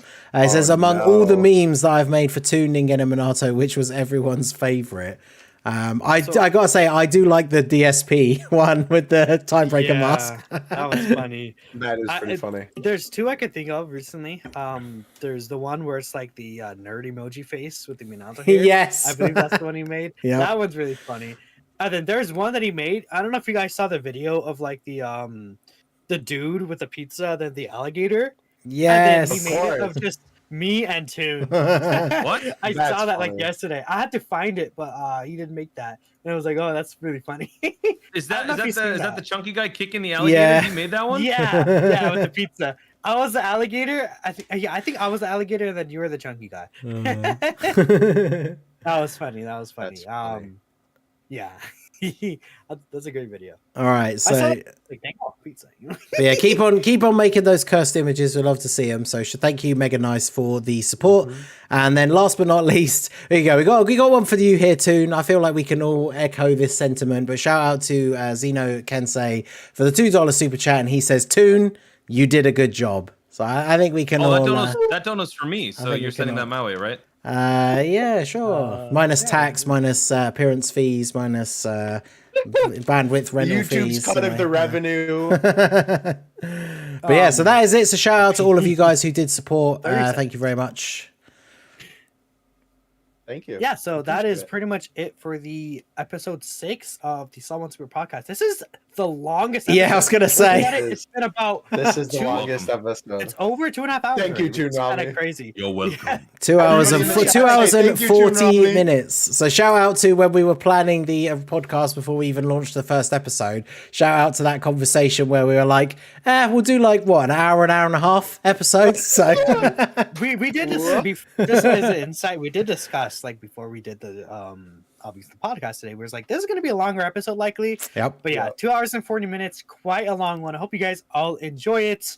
That's it for me, the Masked Ningen, Absolutely. Toonrami, and Theo. Will be back. Do I get to again plug next anything? week. Yeah, plug. What do you want to plug? Let me know. Yeah, shout out to Subscribe to Toon. my second channel. I got a second channel, and it's gonna be cooking starting at the end of this month. Subscribe to Toonrami. Can I put that in the chat? Yeah, you should be. You're modded my No chat, problem right? at So all. you should be able to, yeah. Hell yeah. So yeah, what's give us a little bit of a sneak. You don't have to shout-out. mention any of the content specifically, but what exactly? Yeah, what's right the now sneak it's a peek? What's secret. your second It's channel? a secret what my first video is gonna be. Some people have already figured it out. But if Okay. you guys subscribe to Toonrami, we're gonna be cooking. Basically, think about it this way: the same level hype that I do in my Dokkan videos, except now the power of edits. We're gonna have a master chef cooking on every Wait. single one of these videos. So is it still going to be Dokkan content then? Or It is not going to be Right, Dokkan. right, okay, It yeah, is that makes- not yeah, yeah, Dokkan. that's It's going to what I be thought. major AAA studio games Ooh. with cook legendary Gordon Ramsay level cooking content. So make You sure you guys know, subscribe. I want to Toonrami. also say that I kind of had a similar plan since we're throwing things out there. I did have a okay, second okay. channel that I made for the Storm games. Hold on, wait a minute. You can't plug anything. Oh, no, look at all this. What's going on? I'm gonna plug my, I'm the host today. Chill. But you know, I'll probably make an actual tweet announcement about it later. I did make a second channel with this for the Storm games, but I'm gonna expand it because there's obviously a lot of really good games that are upcoming that I want to play. That you know, we know how YouTube works, so you know, you can't you know spread your content because funny, but Yeah. yeah. So I think that's it. Anything else y'all wanna talk about? Well, shout out, since we're all doing it then, shout out to my second channel, Ningen Plays. I'll put the link in the chat. Come watch me play Resident Evil 4. I'll probably be playing some more Why tomorrow. don't you do this at the start, at the gonna top put and the my- bottom of your podcast? don't Why don't know. you guys do that? I don't I don't know. know. You know, Yeah, that's Toonrami- a good idea. Well, we're not here Toonrami, you're a real to plug smart other guy, stuff. We're here to you know? talk about Dokkan. You should but- plug other stuff. That's part of the thing. Yeah, true. Proton, Mewtwo's Flash.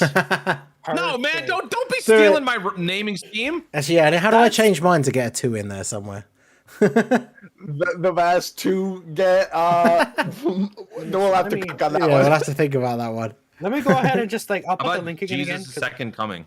Well, shoot, bro. there. I don't So have a come on. second channel, but bro, go for it. Go sub the DZ assets. Let's try to do that. Yeah, go sub to- Man, go I'm out everyone's here main plugging the channels second too, channel. why not? Y'all are not Why throwing not? in your main channel. What is this? No, we're all done before succumbed. we start. Like, this is whatever. We want clout. I love Toucan assets, bro. I need to make the icon like a toucan for that or something. Okay, but All right, let's wrap it we're up. done for now. Thanks to everyone for coming by. Really appreciate everyone's support. It was fun Two to assets. chat, just talk about this. The term. Okay, I'm done. We'll catch you all Dude, I'm next packing week. 2 assets, man. Yeah. And then you just end it. We'll see you next time. Bye. Yeah. Hey guys, where's my paycheck? Bye. Give me that paycheck, please.